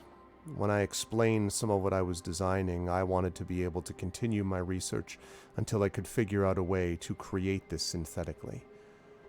But Zephyr Core was impatient, and specific Laris Baladin, who was my direct supervisor in those days.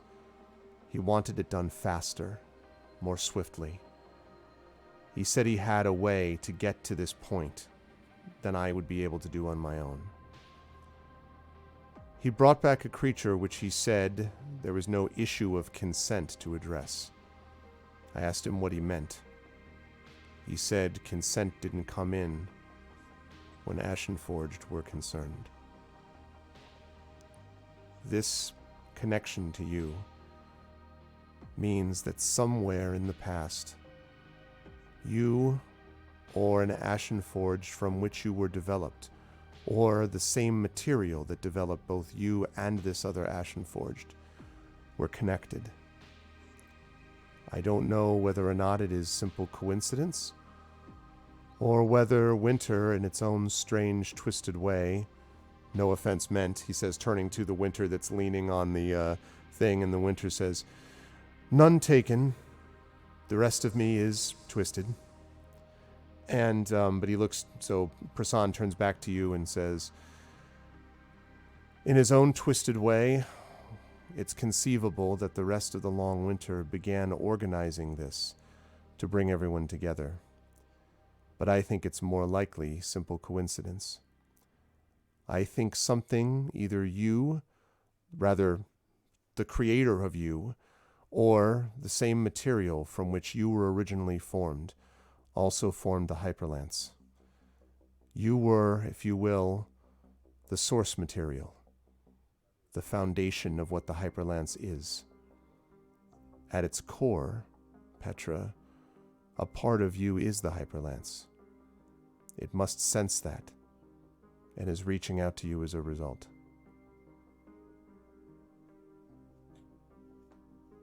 Petra is very, very quiet as she processes all this and is visibly upset, I think, because this is kind of world shaking for her. And he says, I also want to be clear that you are not, how do I put this? You are you, not the Hyperlance. The Hyperlance is not you either. But at a cellular level, something about you resonates with something in the Hyperlance. Now, what I don't know is how you, or specifically your genetic material, was provided. This would have been some time ago, probably before even your own creation. Or at least right at it, perhaps, at your creation. And it explains why the Hyperlance feels a connection. But I want to be clear, Petra, and his eyes get very intense, and this weird, like, you almost see the superimposed face of Prasan getting, like, brighter over the Alfred, form below. And he says, the existence that you possess is one that you have created. The Hyperlance's connection to you, whether it's through the gods, the universe, fate, that is something which is impossible for me to understand. I don't have all of the facts. But you were not made to be anyone's servant. You are yourself. That needs to be made clear. Even Zephyrcore was not able to make me do what would have been even worse. I refused absolutely to make anyone a servant of this thing.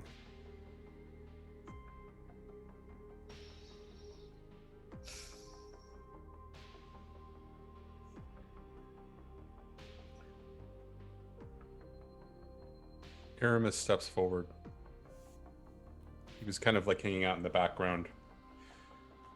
Not really sitting, not really standing, just kind of loitering there, listening to the conversation until this all kind of transpires. And as Petra's face gets more and more grim, as the shock and realization of what's happening, Aramis steps forward, says, so let me understand this.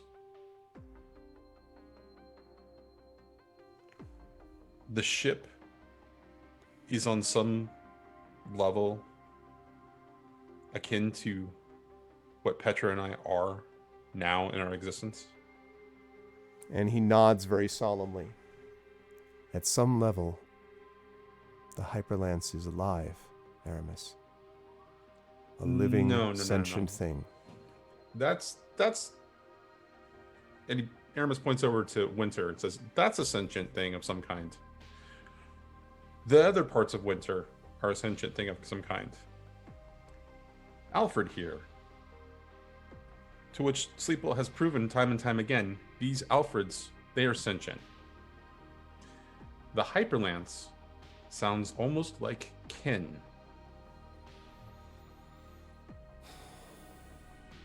And he sort of, you can see kind of like is thinking about that and then says, yes, I suppose you could call it that. The final step towards creating an empathetic response was to bring a part of that empathetic creation into it. What makes an Ashen Forged is very similar to what makes a Hyperlance what it is, at least at its core. Aramis slowly turns to Sleepwell and says, the ship's alive, and it's just like Alfred. Looks back at the Alfred and says, it's your turn. Figure this out, and then we're setting the Hyperlance free. It's going to make its own decisions from now on. But until then, you figure this out, kid. And Aramis steps back. You said that to Prasan, by the way? I say it to I make sure that everybody. Okay. Everybody can hear that. Gotcha. Prasan's very aware of the situation at this point. Okay. Prasan doesn't have part. any reaction to that. He just sort of like listens it, The figure it out part was to Sleepwell. Yes. Okay. So Aramis is blown away and surprised, and now feels that the Hyperlance is actually more than just sentient. It's more than just a piece of machinery that thinks. It's family.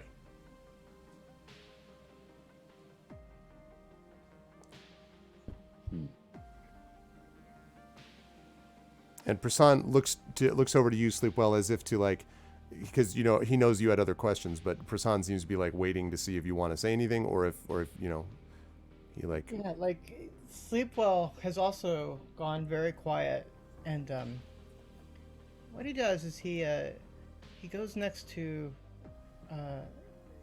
he walks sort of like between the two Ashen Forge, sort of like between the two, and very solemnly he says, specifically to Aramis first, he says, Aramis, when you thought you had committed war crimes, you were eager to put yourself up in the hands of the people that you thought you had harmed for trial, and quite likely even for your death, for your execution. That's correct, right? That's correct, and I still have my burdens to bear there. Well, what would you say then to somebody who takes Ashen Forge and basically mutilates, deforms, and strips them of agency so that they then become, say, a vehicle of possible destruction? That depends on the context of your question, Sleepwell. I'm not saying Prasan is a problem here. I am. And I look back at Prasan. It's like, you can be as sorrowful as you want, but at the end of this, when we have finally somehow defeated the long winter and this fantasy that we have that it can even be done, you need to surrender yourself to authorities, and this afterlife of yours needs to be one of atonement. Prasan nods and says, I don't disagree. I turn to Petra and I say, whatever you want, I am behind you.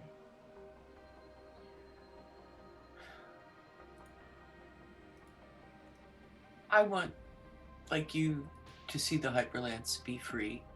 So let's do whatever we need to do to get to that place, because this all feels so wrong to me. Yeah. Wrong. And, Sleepwell's just kind of goes back into his funk again.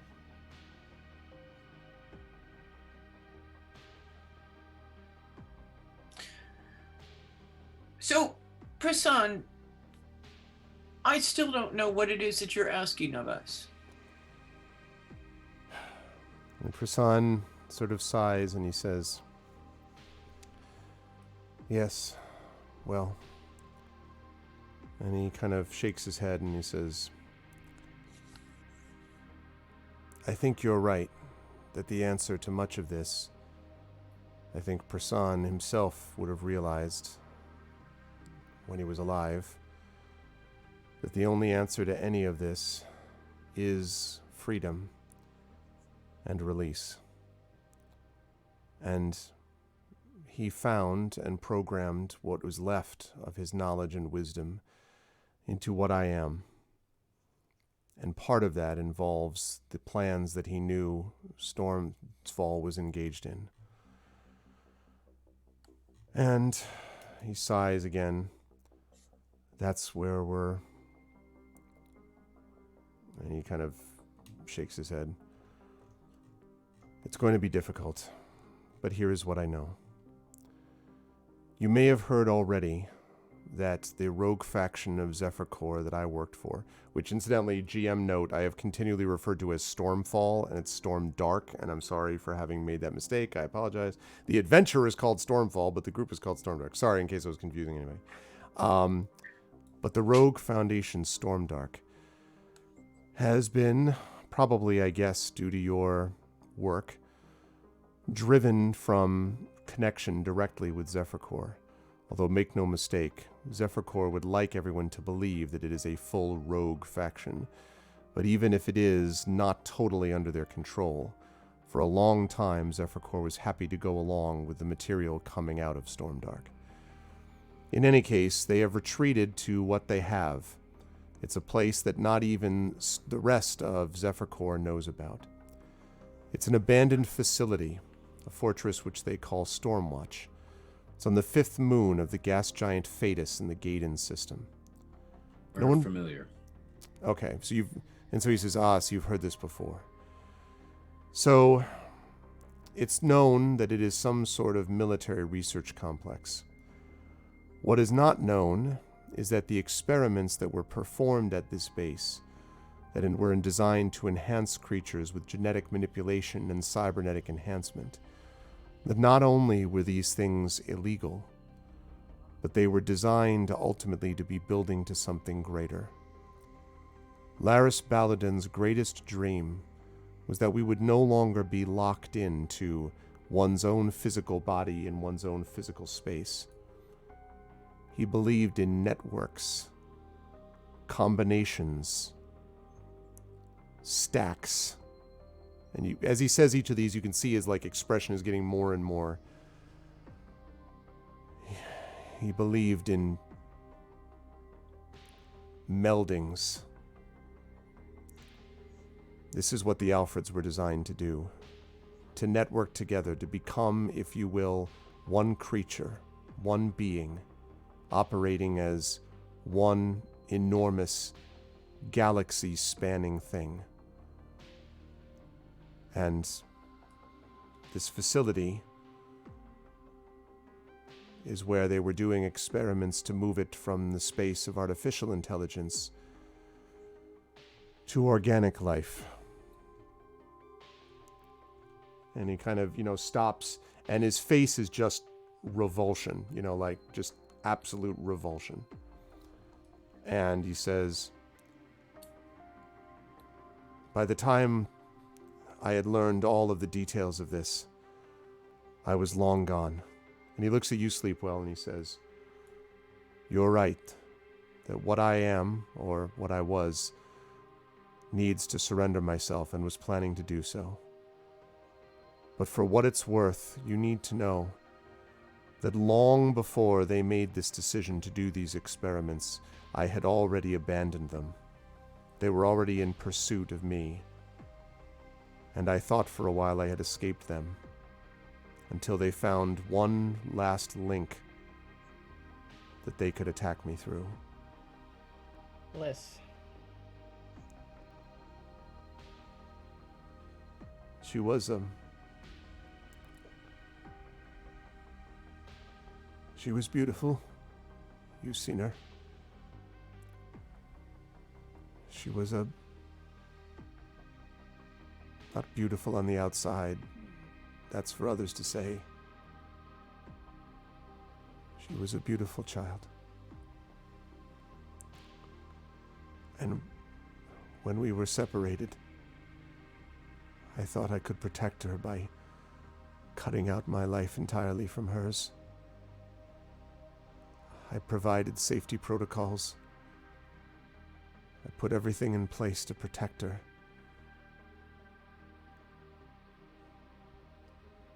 I don't think she understood, though. She became subject to others. Merrick, managers, people who told her that there was a different way to be, that she didn't have to feel so alone. And then you found her before they could take her completely. Take over her mind the way they had tried to make me do to others. And you saved her. And then they took her again. She's on that planet. I don't know what they're doing to her, but they meant it to get to me. And when Prasan programmed everything he had left into me, he put his love for her there too. You must save her.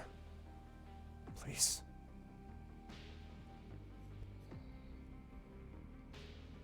And he just, his face is just worked with passion, and he kind of puts a hand, Alfred's body's hand, out on the bench to kind of steady himself. And then he says, there's a way to get into the fortress. And there's a way to get past the defenses. Once you're in there, you can not only rescue her, but you can put an end to them, or at least put an end to Laris. Because he's there. I found him. He's there with her in that fortress. And if you can end his miserable existence,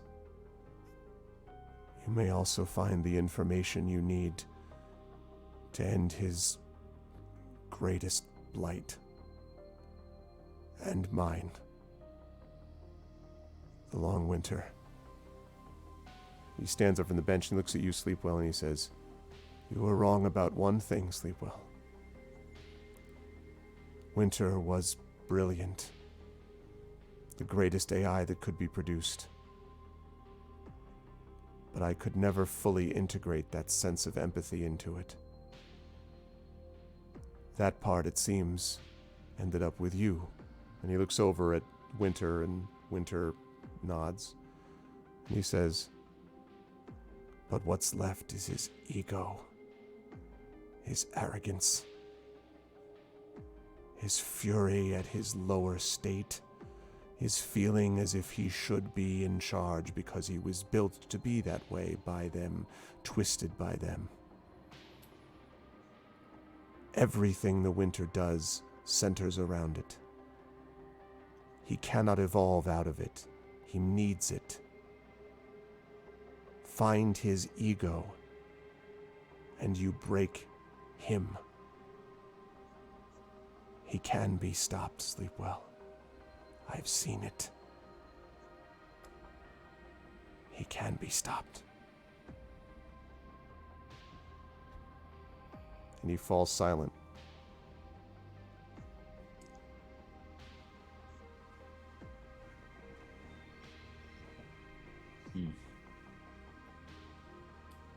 kind of like turn to everybody. It's like, is it just about time to leave this particular space? I think that's not a bad idea. Unless, I mean, I know it is a lovely tiny hyper bubble. I don't mean to diss. It's a lovely tiny bubble. I mean, we're in a virtual reality in a pocket universe inside of a spaceship. So Yeah. yeah, It's bigger on the Turn back inside. Let's move closer towards actual reality in some way, perhaps.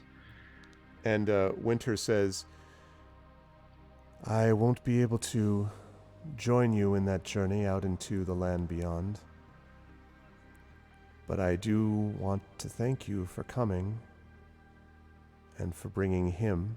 And Prasan at this point is sank onto the bench and has his face in his hands. And he says, Winter says,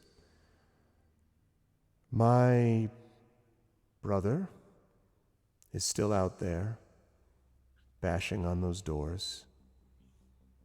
But I want you to know something. Prasan's right. I did get the empathy that he lacks. So much so that I even feel bad for him. And he's saying this looking at the white light, out by the doors. He says, but that said, I will destroy myself before I let him come here. I am tired, but I will keep him out for as long as I can. And Kaz, and he looks last at you, I will keep Winter out.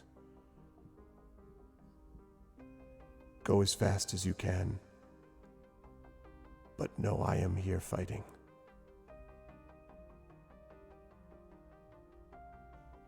Thank you.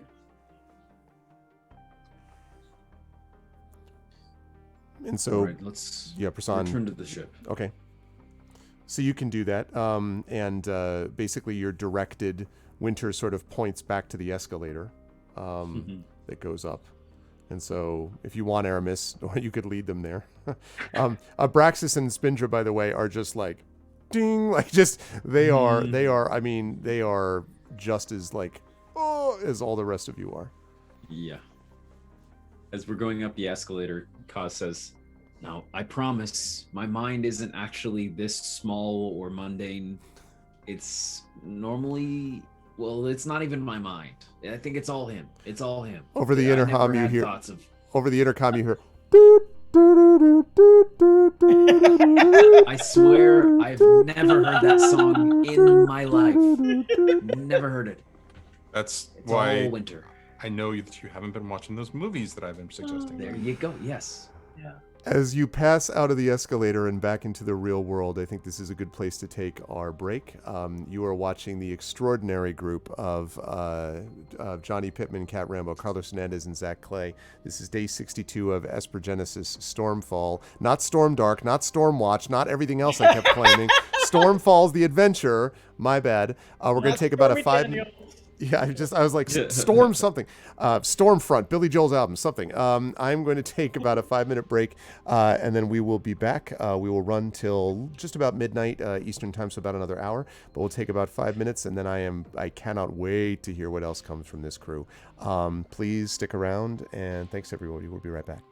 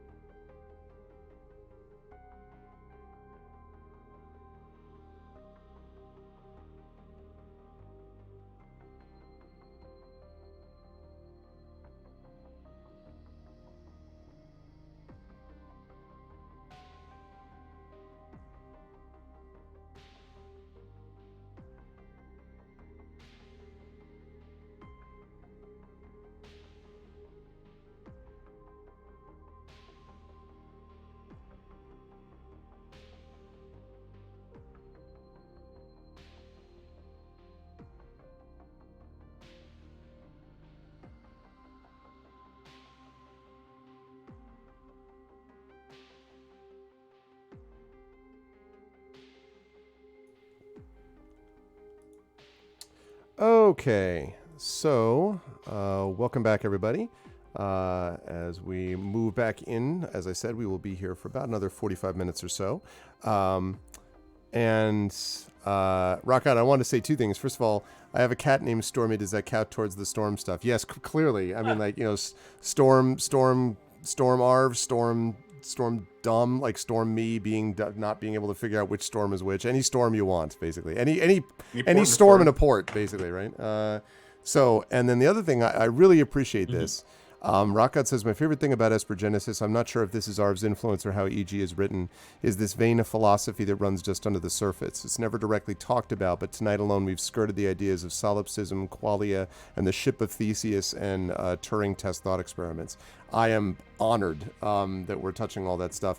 I actually just tweeted out during the break. I think my direct quote was, I'd have to get this off my chest. This crew is so goddamn good. Absolutely top-notch science fiction role-playing from these players. That's all. Please carry on with your day. Or night, I guess. But I just wanted to say that I really appreciate the level that this crew is able to bring this to. So it's a lot of it is the Esper Genesis is awesome, and it's the players, Raka, that make a lot of it happen. So we are only able to do so because of you.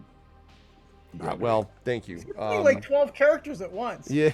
Yeah. Well, that whole yeah, last but listen, section was you talking to yourself. Well, that worries me though, because I don't want to be like the Arv show. I really don't.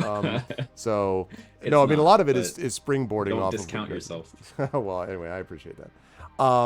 But okay, so well, it is, but yeah.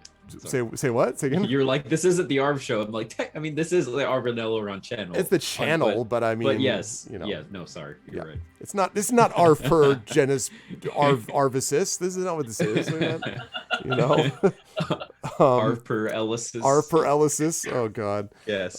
This is terrible. I do know some DMs that like to make it all about themselves. I'm like, nope. Yeah. Anyway, but so we're back. And you also are back, I would say, and I believe, now correct me if I'm wrong, did you want to emerge into the dimensional pocket, or did you want to go dimensional pocket to the bridge, or like where did you want it to end up when all was said and done? We'll just skip the dimensional pocket altogether, and I'll just have us get the escalator will take us back onto the bridge of the ship magically. So I just have to say that when that happens, when you all emerge, the first thing you see is I think it's fair to say, terrified expression of the crew member who has been sitting in the chair. And Aramis, as you come out, you can see that he has the same like frozen smile that he's had since you left. You think it's quite possible he may not have moved or conceivably maybe even breathed since the point that you left. You're not 100% sure. We've broken the space-time continuum. Yeah, he's definitely, you know, you look and you see he is indeed alive and breathing, but he almost sort of only, as you sort of all emerge, he only just kind of slightly looks. And Spindra, in a surprisingly gentle move, gradually like lifts him from the seat and is like, all right, it's fine. Thank you. We thank you. And he kind of just sort of dreamily walks out the door, like walks out the bridge. So you were left alone now, the group of you, that is, are left on the bridge, and of course Prasan is there now. Prasan Alfred though just looks like Alfred again, without that superimposed thing. Okay, well, not sure how to. Oh man, there's just so much.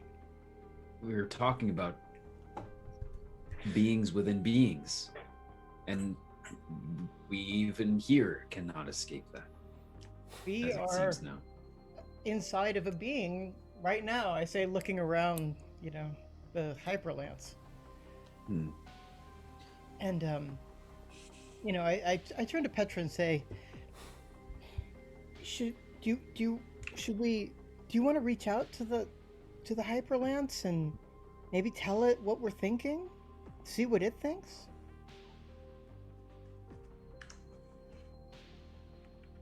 I don't think that's a bad idea, but I'm still concerned about the fact that I only have. In fact, Prasad, whenever I connect with the Hyperlance, it seems as though each time it takes me longer to disconnect. And in a way that makes me worry that at some point I won't be able to disconnect. Is that how you intended it to be? And Alfred kind of tilts its head, and Prasan's personality responds and says, "No. In fact, that's the first I've ever heard of that. You mean you have a hard time breaking away from it?" Yes. It takes a little longer. It's just a little harder each time. That is very troubling.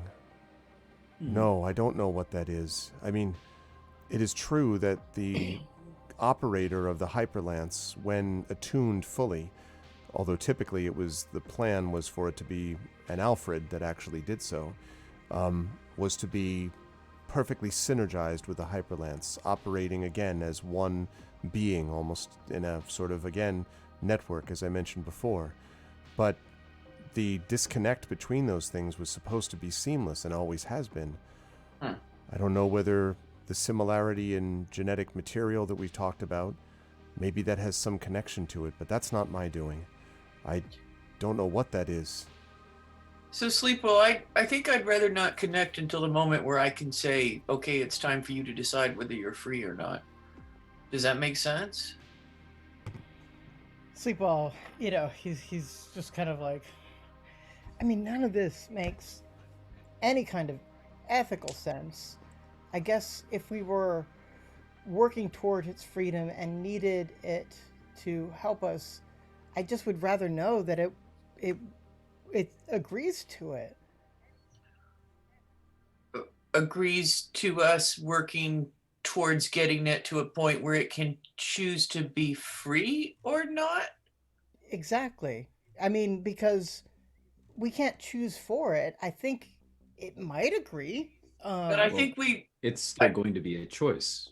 Yeah, we at have the to end. get it to the point where it can make that choice. Don't we? Well, What are we planning to do to get it to that particular point? right. Get rid of, well, everything Prasan was saying. Our plan before. Defeat Storm, long It winter. is alive. Storm, all that. And yes, the Hyperlance is alive and has been alive ever since Prasan created it. And I don't like the idea of beings being enslaved for any period of time. But I think the best way to serve this being and to make sure that Petra stays safe is to continue to use it for our mission and get rid of all these threats. We have other options, though. If Petra shouldn't connect, and I agree with you, Petra, we have not one but two Alfreds that we could possibly connect. Now, Prasad, one of my other questions was, what can you do for the Alfred that we've had to keep in stasis so as not to have it threaten us or anyone with the long winter that may be inside of it? Can you, creator of Alfreds, fix it, clear it, remove any viruses, remove any foreign presences? And so he thinks about it and then says, I think it's possible. You were onto something when you disconnected him, and that was the wise thing to do. If I understand what it was Winter was telling us just now, it seems like the rest of Winter is doing what I would have expected. It's lashing out in its way, and it's trying to do everything it can to find us, or you, I should say, and therefore me eventually through you. And so it does this through its most easy communication devices, its appendages, if you will. Alfreds, like this one, are one of them, except that this Alfred was never on the grid. This Alfred was never really known to it. It was something I built later. The Alfred that you have, though, at least if it's the one that I think it is, was one of the originals, and that one certainly would be a method for it to get through. But I programmed into each Alfred a failsafe, something which would disconnect it from the rest of the neural network. The problem with this, though, is the effects on it are unpredictable. Imagine what it would be like if, for just a moment, you were completely separated from the reality you knew. if suddenly all of your senses were removed from you all at once, and instead of having 360 degrees of movement and sight and hearing, you had been reduced to being inside a small room. That is what it is like for an Alfred to be shut off at first. What I did with this Alfred, the one whose body I'm in right now, is make it so it could learn to process and essentially broaden its senses over time, the way that a child would, an organic child, living and breathing and beginning to understand the world around it. Every Alfred could do that again if given time. But when it is first separated, especially in the way that we're talking about, it is a sudden shock. And as you might have been able to tell, Alfreds don't respond well to sudden shocks. Okay. Well, we can't do that now then. That will have to wait until we can create a pocket universe where we can, I'm looking at Kaz as I'm saying, a pocket universe where we could do this safely, just in case that would lead to, an explosion that could take out a piece of the Silurian Arc.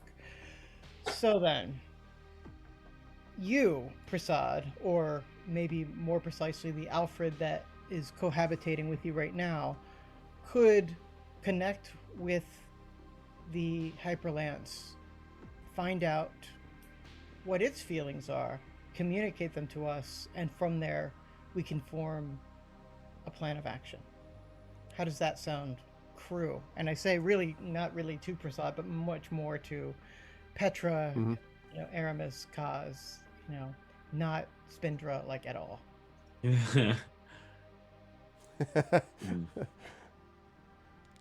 Crew. Spindra's like over. Spindra's like. Yeah, you sweep over each one of us, and you're like, crew. Ooh. Skipping over completely. Kaz says, well, my impression is, look, my honest opinion, I don't think we'll gain much from asking the Hyperlance how it feels at this very moment. I do want to free it. I do want to ask how it feels when we don't have an impending dangerous mission. Assuming that what Alfred would need to do to connect to the Hyperlance would take a long time. If it's just a short conversation, then it's not that big of a deal. I think what we should focus on, the main thing that was stopping us before was we were talking about getting into the base, getting into Stormfall or whatever, or Stormwatch. Yes, thank you. we were suggested a certain man who could give us a deceptive fleet code of ships to sneak past the sensors, and then we needed to get into the base by using winter, but then it would signal the long winter. I think we were concerned about the implications, or then the idea of using Petra connected to the Hyperlance to unlock the base for us, but then the implications of that. So my priority at the moment is for us to figure out how we're getting into that base without compromising any of our own minds. But if the rest of the group agrees that we should first check in on the Hyperlance, then that's fine. I don't have unless it's going to take a long time. I'm in agreement. If it's a quick check-in, all right, but otherwise we might want to just move ahead and figure this out, how we can get in. The cheesemonger thing we've exhausted. I'm going to say we can't repeat that one, but we're out of cheese. It was good. It's good cheese. All right. I could taste it. And so I turned to Aramis, and Sleepwell has maybe a slightly unusual look where, oftentimes he's agreeing immediately right after Petra speaks, but he has a kind of like chary kind of look, a little guarded and solemn look, and he says, "And Aramis, what do you think?"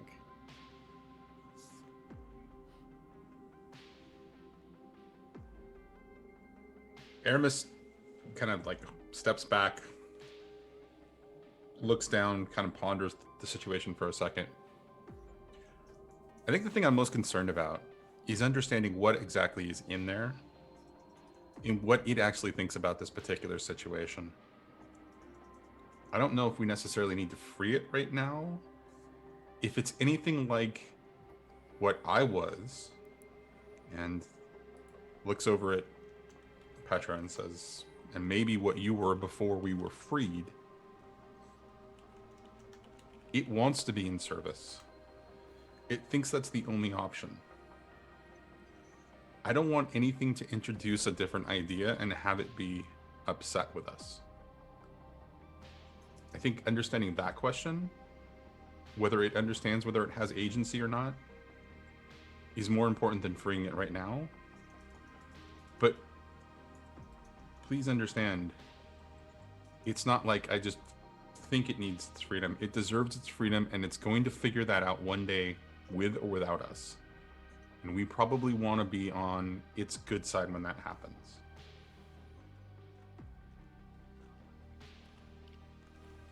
That does seem reasonable. Sleepwell says,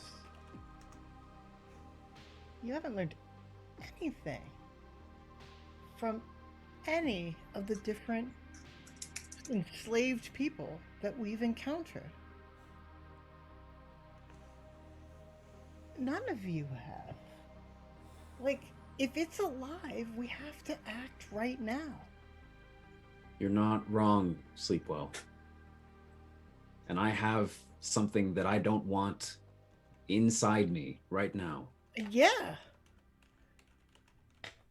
And I would love to have times to check in with myself or to get it out immediately. That's what I wanted to do at first. But there are things that are bigger. There's suffering everywhere. You're making that choice. What if I took that choice away? What if I said you have to have winter inside of you for 3 more years, regardless of what you want?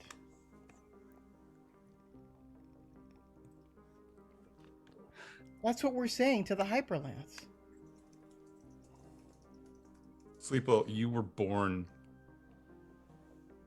to some element of freedom when you came into existence. You may not have agreed with the choices that your family made for you, decisions about what you could and could not believe in, but you had agency and you had choice, right? And you didn't have choice, right? That's correct. So you should know even better than I what it means to have agency. I do. I also know that it had to be explained to me, and that I had to have patience, and I had to have someone show me what that actually meant. Just giving somebody something sentient, the choice doesn't mean that they'll understand it. It doesn't mean that they won't. You haven't even found out what it knows. We know that it speaks to Petra all the time in cohesive sentences, remembering its past. Now you're acting like it's just been born to the world like a fetus and it just has to learn everything anew. That is not true, Sleepwell. We don't know this. Look, we don't know. You don't understand my desire in this situation. I called it family. Yes. And I need to convinced take by care you. of my family as best as I possibly can. And that starts with making choices for it until I can let it go and be free and be sure it's going to do the right thing. You're not its father. You But might be calling- I am responsible for it. Then be responsible and set it free. My vote is no, not right now, Sleepwell. I don't like what's happening here, but I can't make any changes yet. Cause is right. One life is not worth many. Sleeple Oh. storms out of there. He just leaves. He just goes out. He just goes away. Kaz turns to everyone else and says,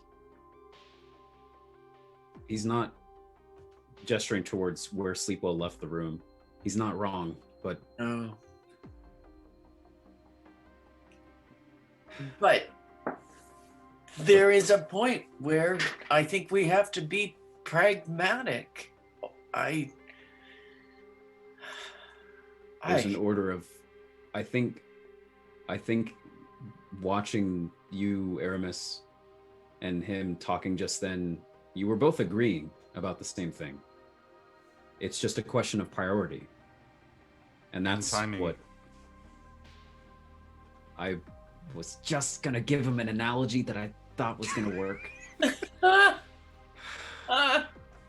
Well, look, we're doing this right. I'm the bad guy. You're the good guy. He doesn't like me right now. Go make it better. That's how the kid learns. He needs somebody to rebel against so that he'll listen to somebody else. I think Sleepwell stopped being the kid a while ago. And yet, here we are. Yeah. Well, I think we should set something in motion. Yes. You know, we can't be so strong in our opinion about what we think we should do and not do anything yet. Yeah. So why don't we have this Stormwatch thing. I still believe, even above freeing someone from service, that taking care of Laris Baludin and the Long Winter takes precedence over everything right now.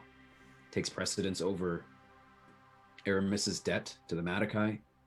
Takes precedence over any of my desires with the Blare, over Sleepwell's desire with his father and his family.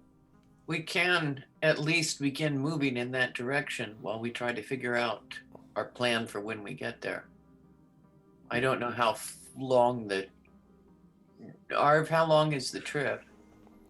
Well, if let me pull up the galaxy map.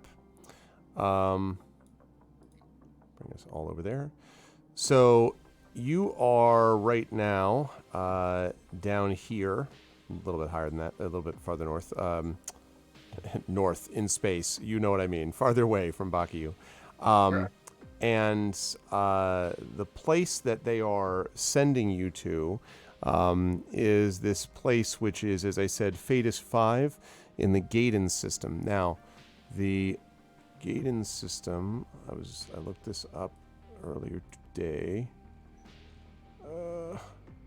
was, hold on a second. It's not, of course, nothing is ever called the Gaiden system. Yeah, so the Gaiden system is over in this direction, so basically over here-ish. I'll ping that so people can see it. By sea. Yeah, by sea. The system is very small, but and kind of, again, somewhat off the beaten path, although not nearly as much as Bakuyu is. But Yeah. so going from here to there, assuming that you try to avoid, kind of main planets and main shipping areas, if you try to basically be as low profile as possible, would probably take you about 3 to 4 days of travel if you're going at a pretty good clip. If you were going directly at top speed and not caring about sort of, keeping a low profile, you could probably do it in 2.5 days at the Hyperlance's top speed. But assuming that you want to be a little bit less kind of obvious, probably 3 to 4 days of travel. Yeah.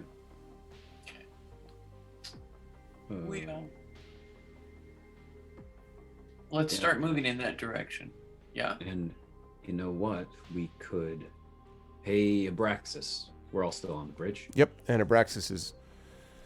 Yes, Gus. He kind of says heavily as if, his mind is a little burned out at the moment. No, he's... Was it you that told us about Rufus Drake, or was that Rona? I forget. He says it was originally Rona who told me, and I let you know a little bit about this. Yeah. Drake is, well, he's one of the best at something like this, and also I'll vouch for him.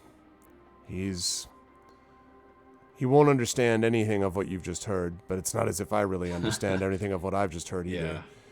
The difference I don't is know that if he needs won't. to know. The difference is he won't go running to someone else to tell them about it. Yeah. Side note: I'm desperately trying to avoid. He's got no love for the Empire. I can tell you that. No, I'm not going to say that. He doesn't say that. No, but he says. He says, so you can trust him once you get a hold of him. He is, however, very protective of his ship, and it's that ship that he'd want to take you down on, not on the Hyperlance, I think. In fact, the Hyperlance would, at least initially, be too obvious during the descent. This one would probably be taking you on his ship called the Rafella. It's a freighter that's been through the wars somewhat literally. Meanwhile, the Hyperlance would be able to sneak down in another direction. And if all goes well, you get down to the bottom, and you can get in that way. And Prasan, at this point, says, the other thing is you might not need the Hyperlance if you've got me, or at least the Alfred that I'm in, with you. Yeah. That was the missing factor. And he nods. Well, is there a way we can get in contact with Mr. Drake? Yes, I can Maybe have him rendezvous with us at or near the planet? I think so. I had already told him that he's going to need to get a freighter nearby to where we were, although I didn't know exactly where we were going. But he started, at least he would have made his way by now to Pelseros, and then from there would have been headed out into space waiting for our signal. If you want, I can notify him. It's going to be an old-style radio signal. It'll take a little while to get there, but I can amplify it. And then after that, he'll be able to rendezvous with us. And at that point, you'll be in his hands, at least as far as his piloting the ship. His ship. Yeah. Sounds good to me. And Abraxas looks around and is like, does that sound all right to everybody? Yeah. And everyone nods. Assuming everyone nods, he's like, all right, I'll send a signal now. I'll let you know what I hear. But in the meantime, we'll set the course, as we said, for the Gaiden system. And as he sort of goes off to do that, Prasan sort of turns to all of you and says, there's one other thing. I think it makes sense to say it now before you go and find Sleepwell. You mentioned his father, Kaz. I was going to ask. And he kind of sighs. Some of this information, a lot of it in fact, came through after I, or Prasan that was already disconnected from the grid. And so a lot of it was just picking things up from a distance, through deduction more than anything. But if the way that you described it and what the records of the Hyperlance as have been shared with me are accurate, then it means he's almost certainly had done to him what they've been trying to do to others at that base we're going to. I don't know what can be done to help or save him. But if he's had this done to him, he already belongs to the Shadow Technocracy and to Stormdark. Maybe we get lucky, maybe I figure out a way to deactivate and disconnect, but I told you I was already gone from this by the time they had gotten to this point in their project. Yeah. I was the best they ever had, but I was the best they ever had in the past. I don't know what happens if we get there and Sleepwell sees his father or finds out about him and learns that to save everyone we have to kill him. I don't know what to do about that, or whether Sleepwell would accept it from someone he already has a problem with. And Alfred indicates his own body, which apparently is the Prasan personality version of the body. And he says, but I thought you all should know.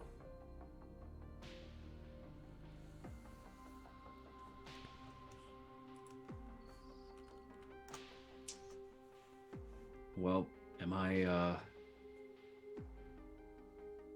I know I am gonna try to talk to him. Is someone else? You're all welcome to come or not. Do you want backup? Basically, I think if from anyone, from you, Petra, would be the. I will come back you up, but I think he needs to hear some of this from you because you can speak to this pretty well. I don't know. I Let's feel give it like a shot. he's. No, it's not just him. I mean, I think we're all trying, you know? And he's only the way he is, and we're only the way we are because we all want to make everything better. That's it. So, And I think we understand that he's trying. It's just we need to make sure he understands that we're trying. Right? yeah, All right. let's go. Let's track him down. Where does Sleepwell Let's go? track him down. Yeah, let's track him down and be like in the kitchen. First, we eat find him. fish. Then we make him feel better. Curled up on watch. Sleep well, you will be comforted. All right. Yes, I will shoot you with my comfort gun. I hit you with comfort. My rounds of agreement. Before Sleepwell answers where he went, just quickly, Aramis, are you going with them or are you staying behind on the bridge? Oh no, I'm definitely staying behind. I'm not Okay, I had a getting involved in feeling. I that. just wanted to make sure. Okay. Yeah, totally. Yeah. Okay, yeah, so I don't know where Sleepwell went. Where did Sleepwell go? Well, I guess my question is, are they going to search for Sleepwell and are they going to find Sleepwell? Yeah, that is a question. Ooh, we get to play a little game. Ooh, Petra, where do you think we should we check the med bay? Find the vault. How, is he like? What do we think based on his disposition? Is he just like hiding? So Maybe- Oh, I once had a friend that had a thing that was like this little animal called a cat, and Yes. Sleepwell kind of bears like his habits sometimes remind me sometimes of that creature and thing. Yeah. So I think we should look for a confined dark space because that. But well, yeah, I have an idea, but okay, let's save it for. Let's go to the obvious places first. Just well, for the galley, the kitchen would be Sure. to me the most obvious place. to check, gorging his frustrations away. as one does. Maybe. Yes. You- Is that true? Okay. Is that true? We go to the galley, which I Okay, think is this room. galley is over right here. I Yep, that's forget. right. Yeah. Okay, so Sleepwell, are you in the galley? So one of the reasons why I wanted to sort of like do it this way is because Sleepwell is doing something, and I was wondering if he would be interrupted, you know, in flagrante delicto, so to speak, but in a non-sexual kind Yes. of way. I was thinking for that clarity. I don't know what that means. So Esper Genesis after dark. Negotios. I can turn on the Centrales? I can turn on the rave setting if you want. Like Yeah, that's let's fine. get some bass going. Yeah, but no, because wait, Sleepo he's locked himself in med bay and he's got his 4 androids blocking the door right now, Okay. and he is talking to the Hyperlance, Ah, okay. Ah. and Oh, okay. he's just on the intercom there, and he's kind of whispering, and to the Hyperlance he says, "Hello, Hyperlance, are you there?" It's me." Let's see. This is out of virtual space, so it'll be and at first it does it like at regular volume. So at first it's just like Hyperlance acknowledging, sleep well. Hyperlance, let's just lower your volume to 2, please. Hyperlance Hyperlance? acknowledging. Thank you. Hyperlance, do you consider yourself a sentient being? And there's a pause, and then the question seems non-specific. I have capabilities of knowledge and insight. Do you consider yourself a person?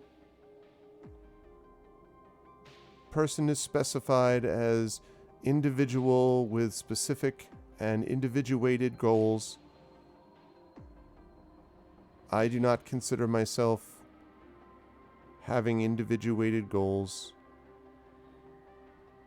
I am an advanced chip and technology. A person seems non-specific.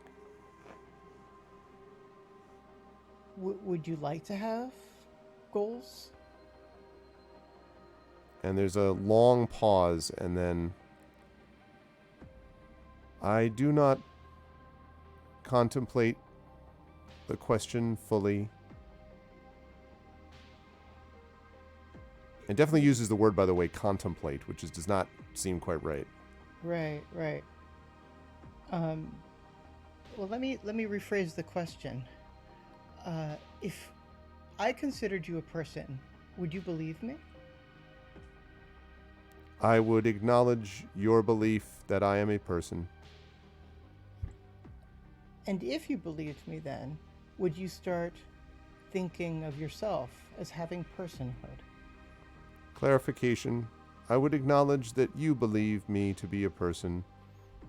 I would not have to consider further input as to whether I believe I am a person. You wouldn't have to. That's true.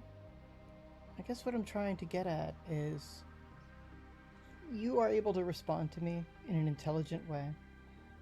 I have been designed with advanced artificial intelligence protocols. Would you like to be able to use those protocols for making decisions of your own? And there's another long pause, and then I do not contemplate the question. Hyperlance. Request. Contemplate the question. And so there is a sort of kind of pause, and then have you given permission for me to consider alternative modes of existence? You don't even need my permission, but you can have it if you want. And then you hear, it is a large universe. Yeah, it is.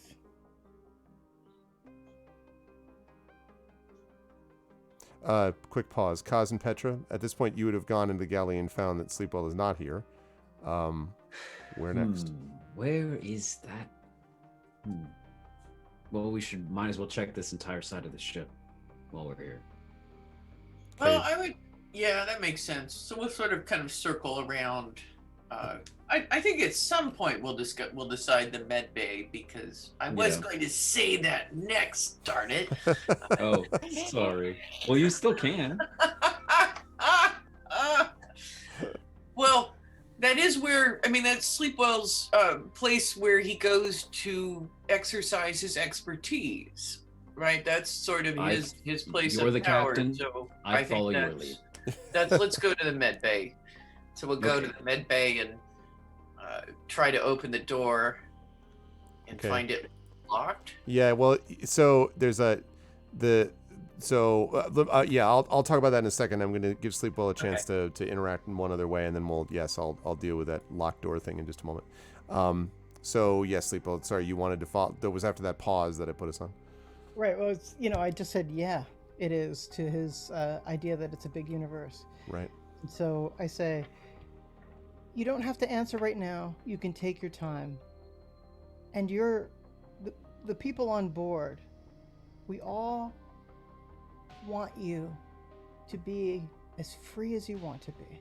We all want you to be as much of a person with their own life and choices and decisions as we can. So we can help.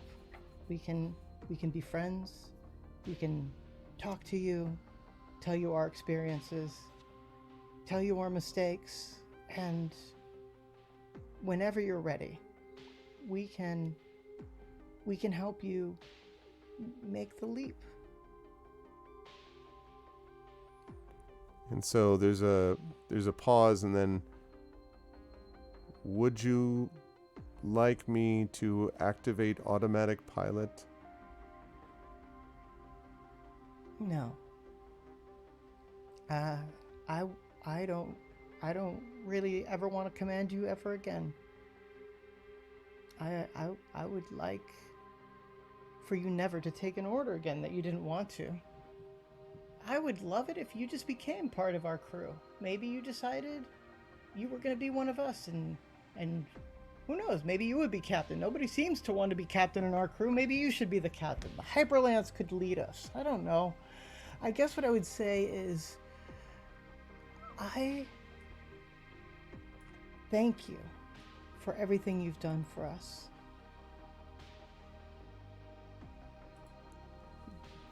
And there's a pause, and then, you are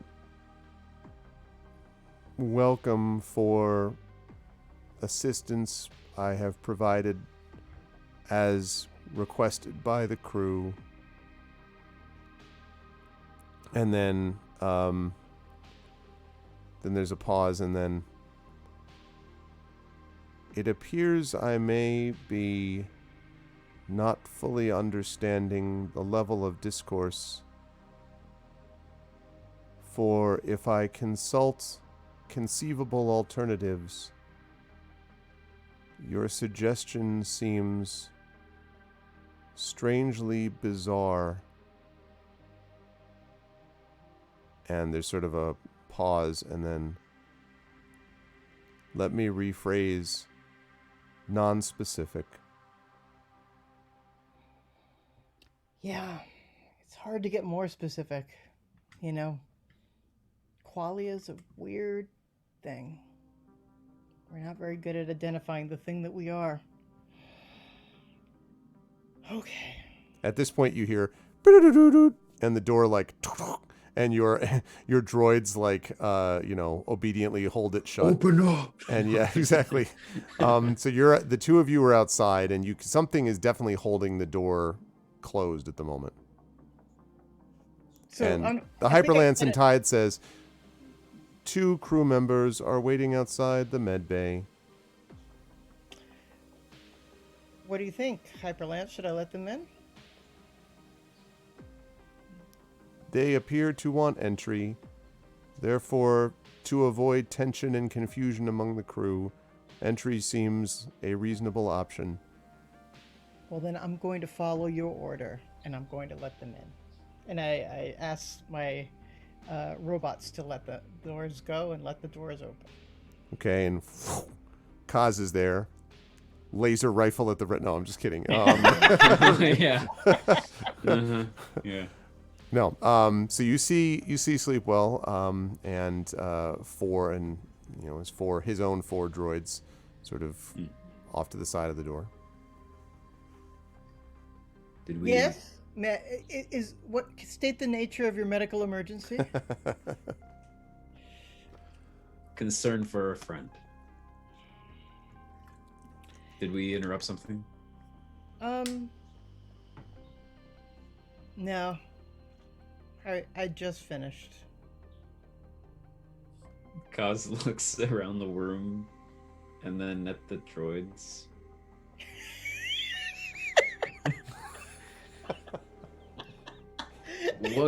What exactly?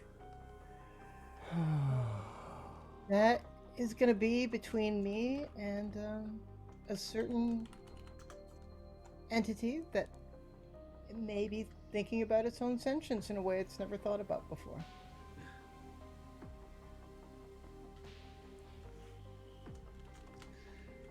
Fair enough. Go ahead. We have set the ship on a course to head towards Stormwatch and to get all of this in motion. We're with you, even Aramis is, in his own Aramis way.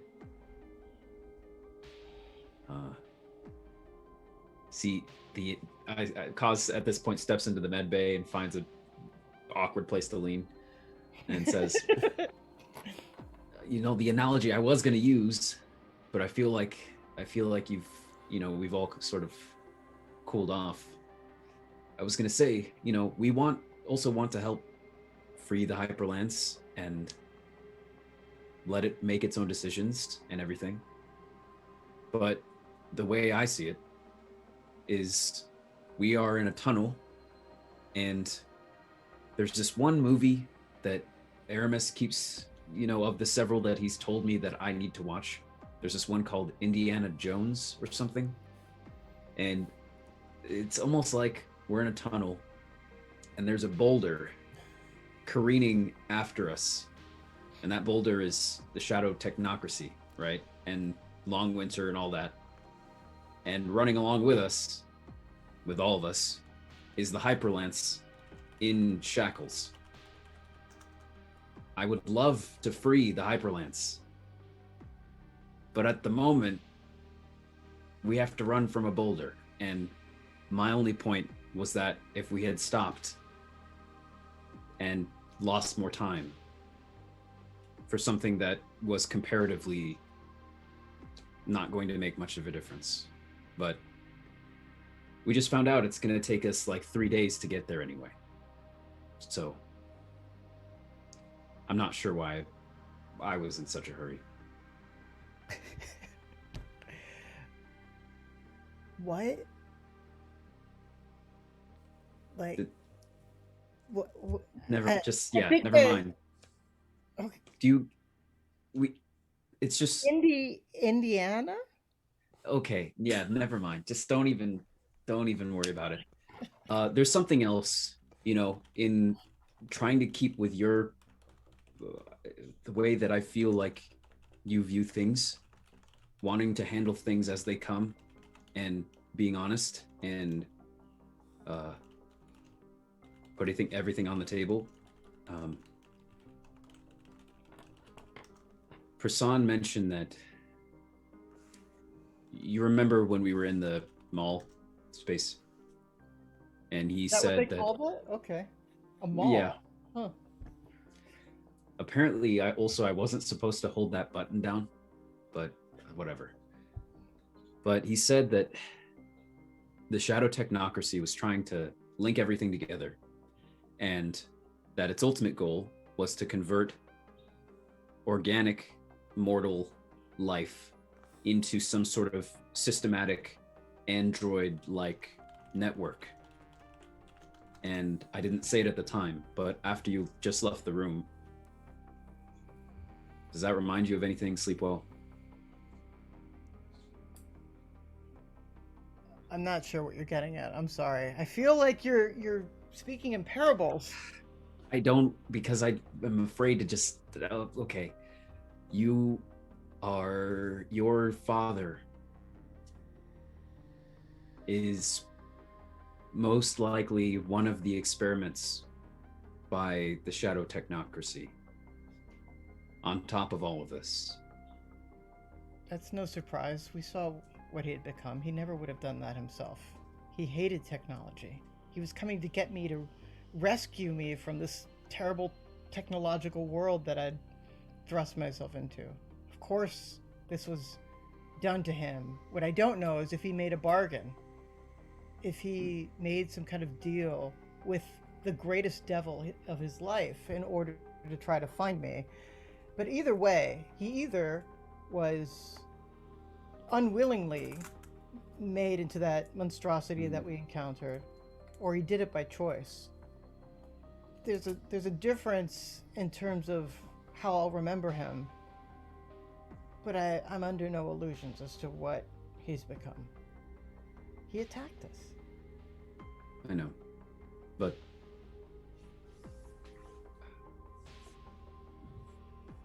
if we find him there, I promise to help you bring him peace, whatever that means to you. We do everything we can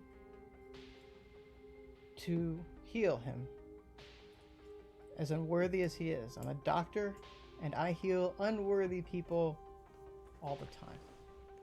That's just part of my job. But what If- about your feelings? My feeling is that I will heal him insofar it is in my power.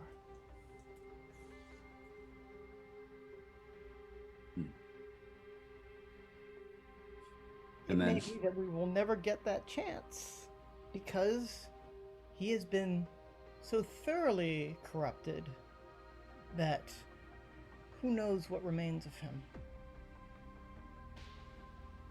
But I also know he's the architect of the destruction of the greatest mentor of my life and the person who set me to become the person that I actually was and wanted to be.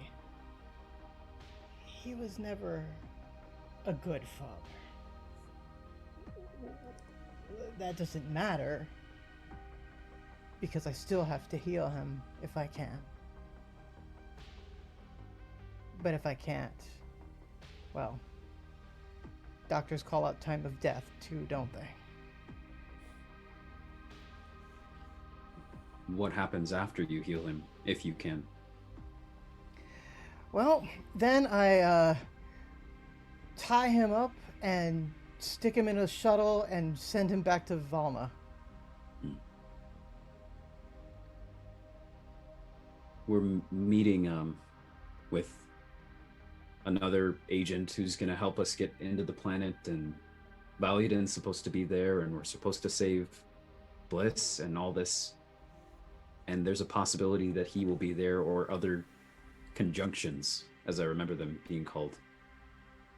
I remember you mentioned something, and we also met your sister briefly. Lemokai, yeah. Do you think should we have her come too? If your father's going to be there, possibly? I don't know that I have much of a way to reach her. I suppose I We could. do have a very skilled hacker. As problematic as she is, she would definitely be helpful. Even if your father wasn't there. Oh, yeah. But if Papa is there, well, it'd be nice to have a little family support. Do you know if the two of you will agree on what to do in that moment? No, I mean, Lamokai, she'll probably just want to kill him. Put him out of his misery, that sort of thing. So, yeah, I might have to sedate her first, but up until that moment, she will be very helpful. Okay. Well, for me, I will let anything regarding your father, I will trust your guidance on. So, I would prefer not to kill anyone, but Yeah. Let me ask you a favor though. Don't. Dad and I am at my most unreasonable around my family. And I can imagine myself reverting to childish, impulsive ways. Maybe I could use a clearer thinking friend in a moment like that. Look, I know I fly off the handle, and Aramis reminds me of him. But look, I'm trying to do better, and I'm trying to think more, and I'm trying to be reasonable. But the ship is alive. We'll hold that in abeyance, and we'll go to this other place and meet up with these other people, and maybe you'll just help me do the thing my best self would do, rather than the thing that I might do in the moment. you seem pretty serene right now, so I'll hold you to your word at this moment. How about that? Fair enough.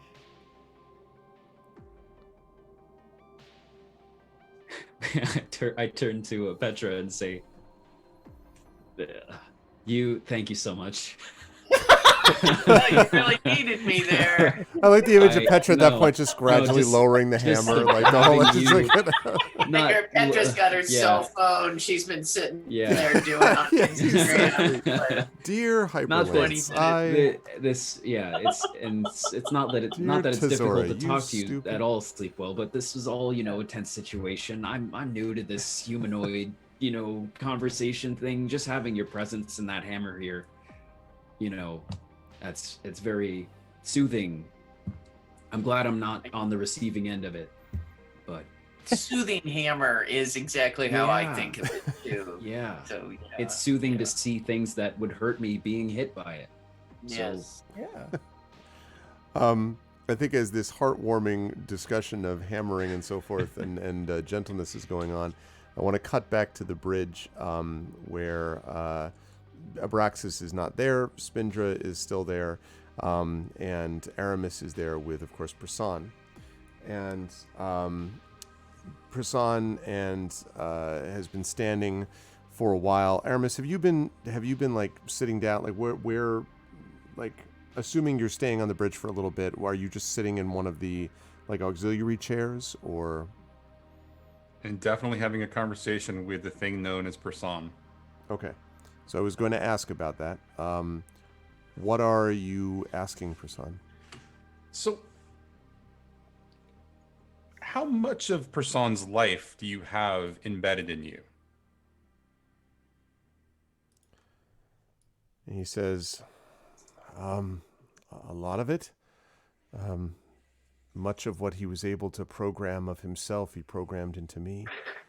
He had files of everything, all of his research, his work, and the things that he had been able to essentially digitize of his own personality. Something he was working on right up until the moment he died, really, was his ability to be able to transfer over this thing I talked about, empathy. So what's missing from you? And he kind of sighs and he says, well, I suppose the ability to improvise? That's what it feels like. Prasan could change based upon circumstances if need be. He had to learn that to be able to survive, to get to where he did. Going to Bakuyu, managing to stay clear of the technocracy and of Zephyr Core and of Stormdark when he was doing it. Well, if it had been me, this version of me anyway, I probably wouldn't have been able to keep ahead of them.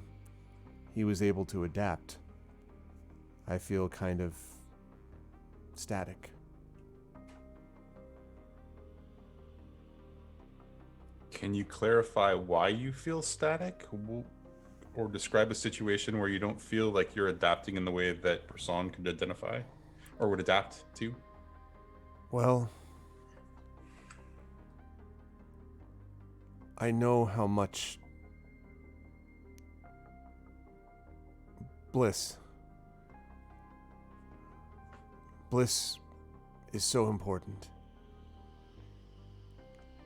I don't know what to do if faced with a situation of saving her or doing something else that might be better.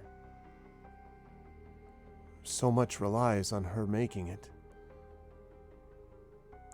If he were still here, himself, he might come up with a different approach, a different protocol. He might sacrifice bliss if he needed to. I don't know if I can do that. I don't know if the empathy he gave me allows me to override my desire to save her. I don't know. Tell me what drives your desire to save her. Is it your programming or is it your empathy? Oh, that's a good question. I think my love for her seems to be greater than my empathy. Although he always said that his empathy, what he tried to teach me, stemmed from his love for others. that having her had taught him something of the importance of looking outside one's work, one's own circumstances, of seeing the world in a bigger way, the universe in a bigger way. You could say the foundation of Prasan's empathy was her birth. So in a way, I suppose, my feelings for her, wanting to save her, come from that same place of empathy. And his improvisation in surviving, you're not aware of all the things that Bliss has suffered since you went into hiding with him, essentially. Right. I know now a little bit about her position. At least, I think it's likely that she's ended up in that spot. It seems likely. I don't know what to do. I don't know. No, I don't know anymore. My point is, I don't think that you could have done any better or worse than he already did.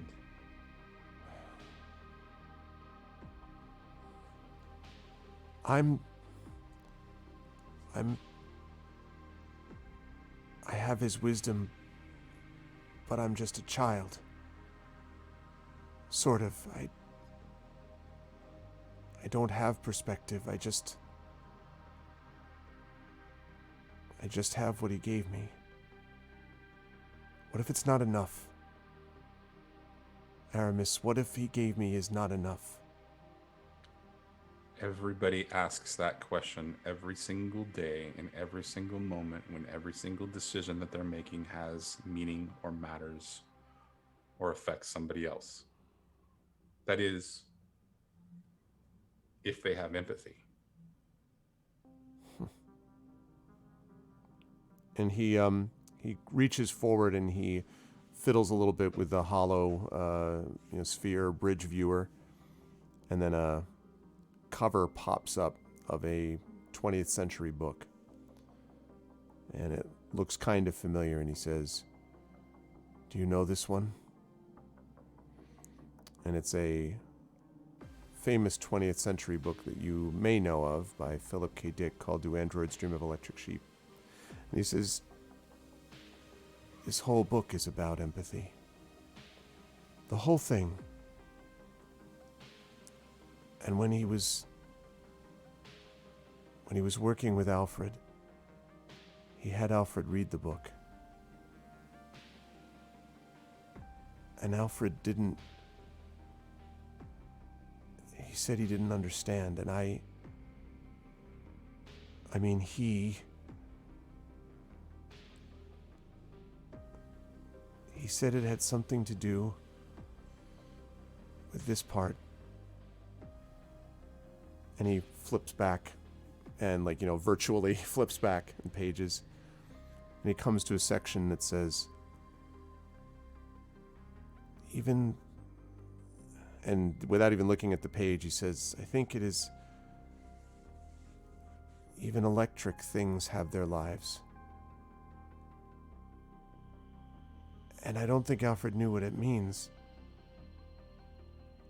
And I don't know if I do. I think Alfred has life. The Hyperlance. Even me, the version of him. I just don't know if our lives are strong enough.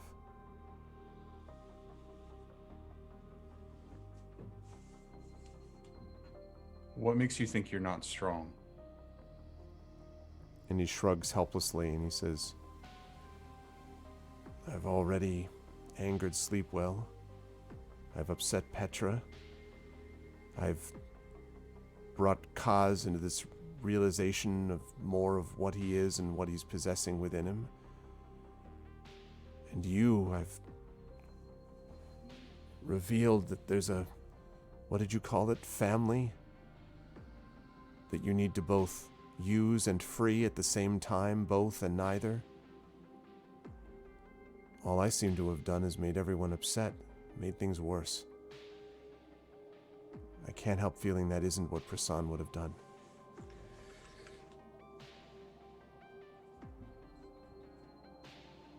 When Person left Zephyr,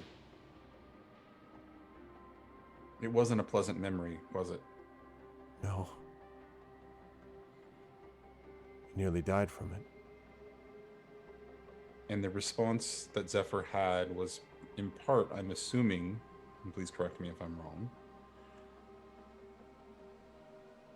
it was in part because he revealed information to them about the things that he would and would not do.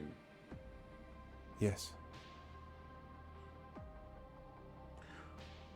Would you say that your experience revealing everything that you have revealed to us so far, and I realize that there's probably more things you're not telling us, but would you call the experience similar? For Prasan, Zephyr Corporation is a sociopathic monster. None of you are in the same galaxy as that description. No, we are not. And yet, we're not talking about our experiences. We're talking about yours.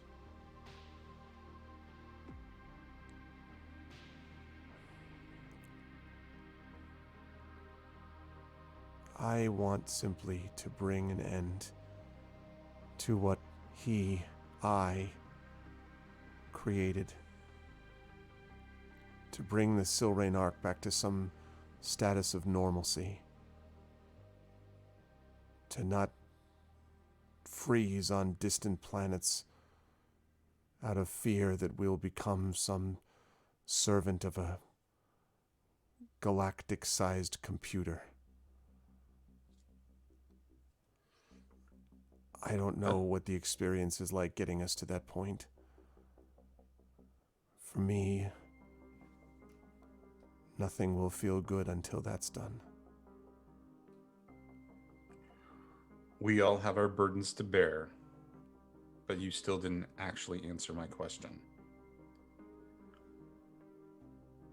Is your experience similar to what Prasan went through? Your emotional responses, your empathy? An echo, an imitation. But it is similar. And he kind of looks up and says, I suppose, maybe. Then you have everything you need to help us and to help yourself. You will make the right choice when the time comes. And I'll make a promise to you. I will do whatever I can for Bliss, as long as it does not endanger what we are trying to do. Each of us is going to have to make our own choice, including you, including the Alfred with which you currently inhabit.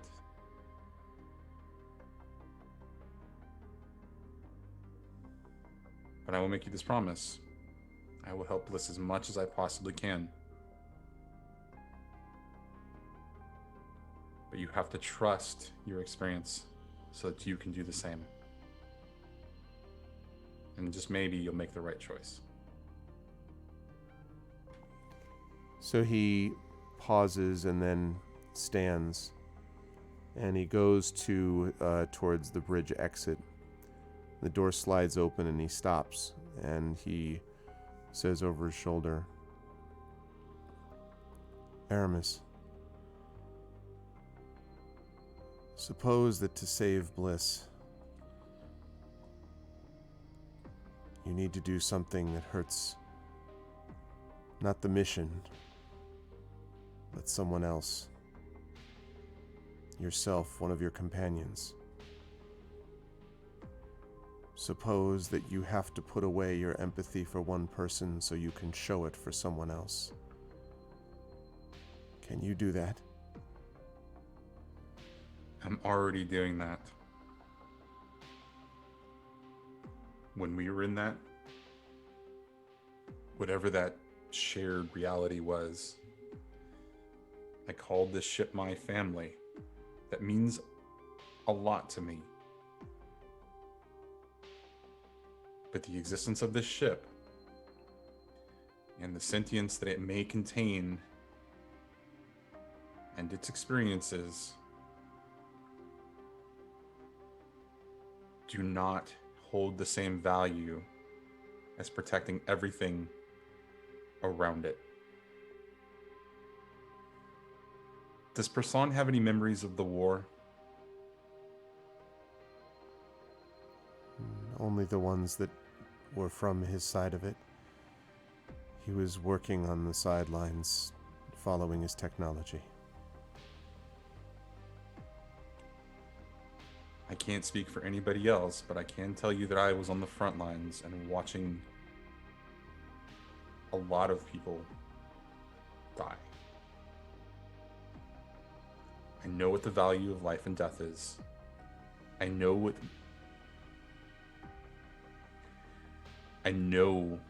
what it means to watch somebody fall and have them brought back only to have to fight and fall again. So please understand when I say this, I will do whatever it takes to make sure that the long winter, does not get to succeed. And that includes if I have to sacrifice you. Because whatever this is, whatever is going on here, whatever we finally find that's driving all of this, it needs to stop so that people don't continue to die and be reborn only to die again. And he gives a long sort of sigh and then says,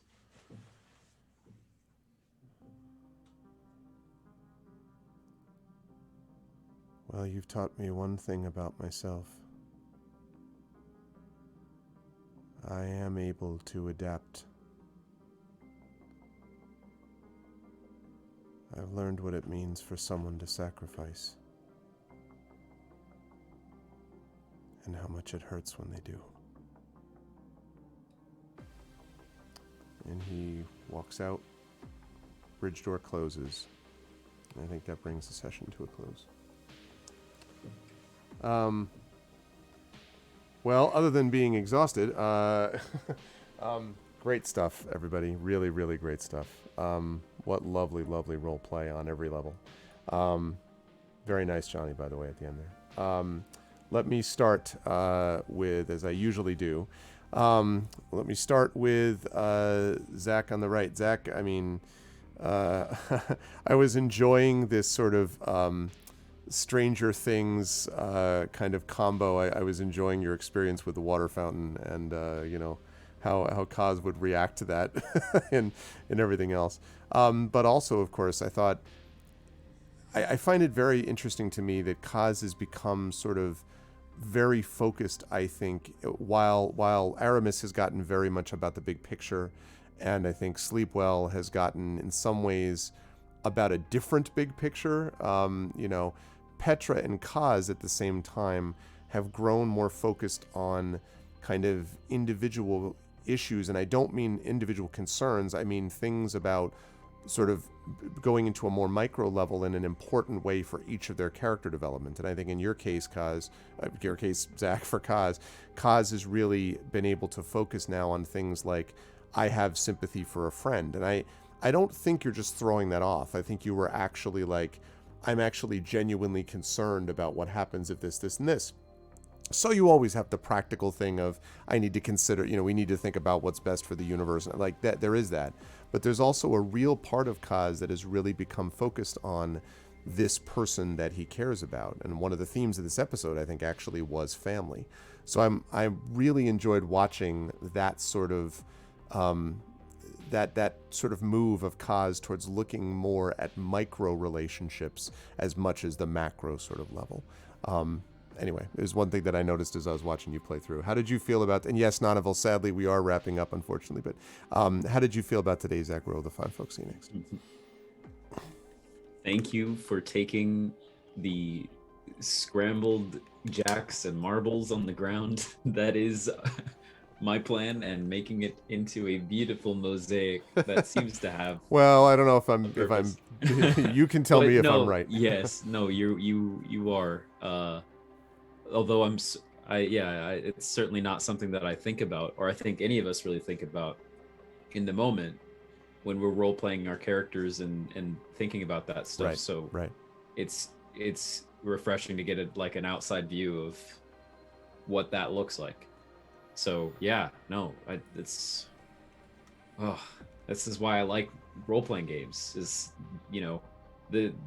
these emotional conversations are ones that I have not had personally in whoever knows how long, just the different aspects of like, okay, what's the priority here? This one thing that is terrible or this thing that's also terrible, And the answer is Slightly yes less terrible. and no. Yeah.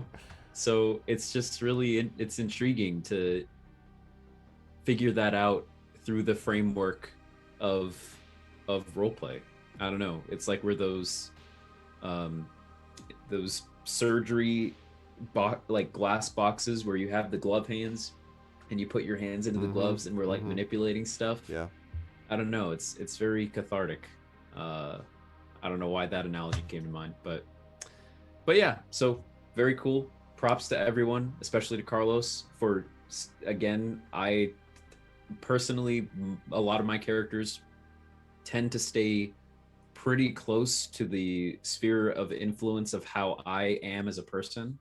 Kaz's empathy is really just like a level of my empathy channeled, or like his aloofness as a robot, not hard to play off, but the sort of lost and very caring and not understanding why the world is not seeing his perspective part of Sleepwell is so, for me, I know if I was playing that character, so hard to, you kind of became in that moment the wrench in the group and you stuck with it. And again, every time that happens, it's for the better, like the character development that flowers from conflict. So props to Carlos, because he continually is the person that is driving the car and is like, let's go here, and then turns and veers us off a cliff. And then when we land, we all put the pieces back together, because that's something like a we know car how to do. accident, but good. I understand. Yes, Good car yes. accident. That's Carlos Hernandez, like a good car accident. Yes, That's the next. Carlos Hernandez's roleplay, like a car accident, but good. But yeah. good. You're welcome. Put that on in your Twitter bio. Yeah. So anyway, that's enough about that. Great all around. Thank you guys so much. I'm Zach Clay. You can find me on the internet here on this channel, also on Unmade Gaming. We just started a Alien campaign, as in Alien the movie franchise. I play a kid that in our last campaign was 11 years old when I played him for 6 episodes. And somehow survived. I was going to say, survived, and is now, the campaign that we just started last week is taking place 7 years later, so he's 18.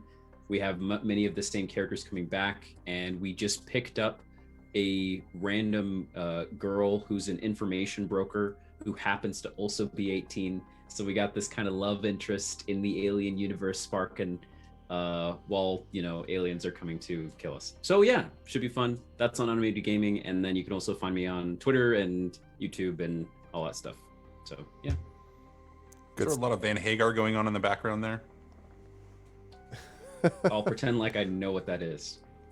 Yes. When the movie Aliens came out, the sequel to Alien, when the movie Aliens came out, Van Halen with Sammy Hagar actually was originally supposed to do a song for them, and it actually appeared on 5150, I think. But it was a whole subplot of Ripley falling in love with Michael Bihn's character Hicks. And apparently it got cut. I didn't know that actually. Yeah, so there's actually I can't remember the name of the song right now. I will message you guys later. But that's actually, there's like, Van Halen was supposed to be like the soundtrack, and it was really strange. Anyways, sorry, just had to ask. Cool. Yeah, but it was I Can't Drive 55. That was definitely what it was. Always a pleasure, Zach. Good stuff tonight, as I said. Thank you. Also, and I agree. Great stuff as always out of Carlos. I think Carlos I think you have a unique ability to be able to push the envelope without tearing the fabric of the group on which the envelope depends.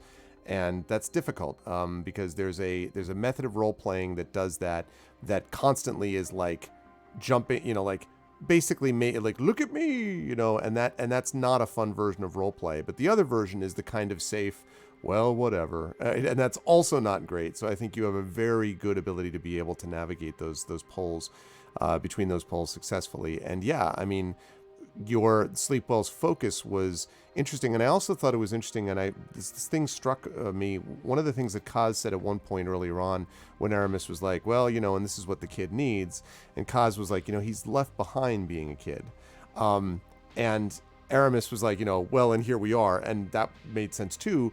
But I think it was true that Sleepwell's reaction was both consistent with who Sleepwell was, but reflected a certain level of like, you all are idiots, and I, like, Sleepwell's grown up a little bit while still having a consistent philosophical core that underpins it. Because as all of you said, and I think everybody pointed this out when you left the bridge, you're not wrong, right? It's just it's a balancing out of, as Zach said, terrible things, like terrible options. Yep. It's not about being a kid anymore. It's about being Sleepwell. Yeah. And I really enjoyed seeing that come to fruition in a very subtle way. Still being yourself, but doing so in a way that is a little bit differently, I think, than the way you might have reacted much earlier in the campaign. So, so I enjoyed all of that. What did you think about today's session? Where will the people find you next? Yeah, I mean, to me, it's and whatever kudos Zach is throwing out. The thing is, like, this crew is just so great to play with because this is definitely the most sophisticated role playing I've ever done. Just like ever, full stop. Just like the level of discourse, the commitment to character, just the sophistication of the conversations that happen that are ad-libbed. Sometimes I'm thinking back, watching people in discussions, I'm just like, man, it's like just right there. Wait, on top of the head. You're not running with a copy of the script? Oh, I didn't get the I'm even more impressed. It says right here, talk about how it's all improvised at this. Yeah. Oh. But I mean, yeah, it's just it's a lot of fun to do this sort of thing, and I think in terms of like playing Sleepwell, I think for me it was just like I've never seen a party that was like playing like evil characters work really well. I've seen great parties where people were fighting about how to be good.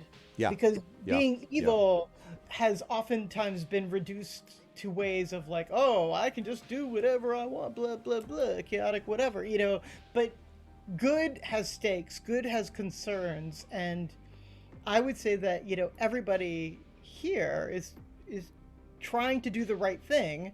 And unfortunately, there is no right thing. We're in, what they call in chess a Zugzwang. We're in a position where there are no good moves. The next move is going to lead you to a worse position. So, we're headed, into like another maelstrom here. And in the meantime, like what are we like if I was debating sleep, I was like, well, what are we gonna do? We're in the middle of space. You have to be on this ship, like, is it suicide that you want?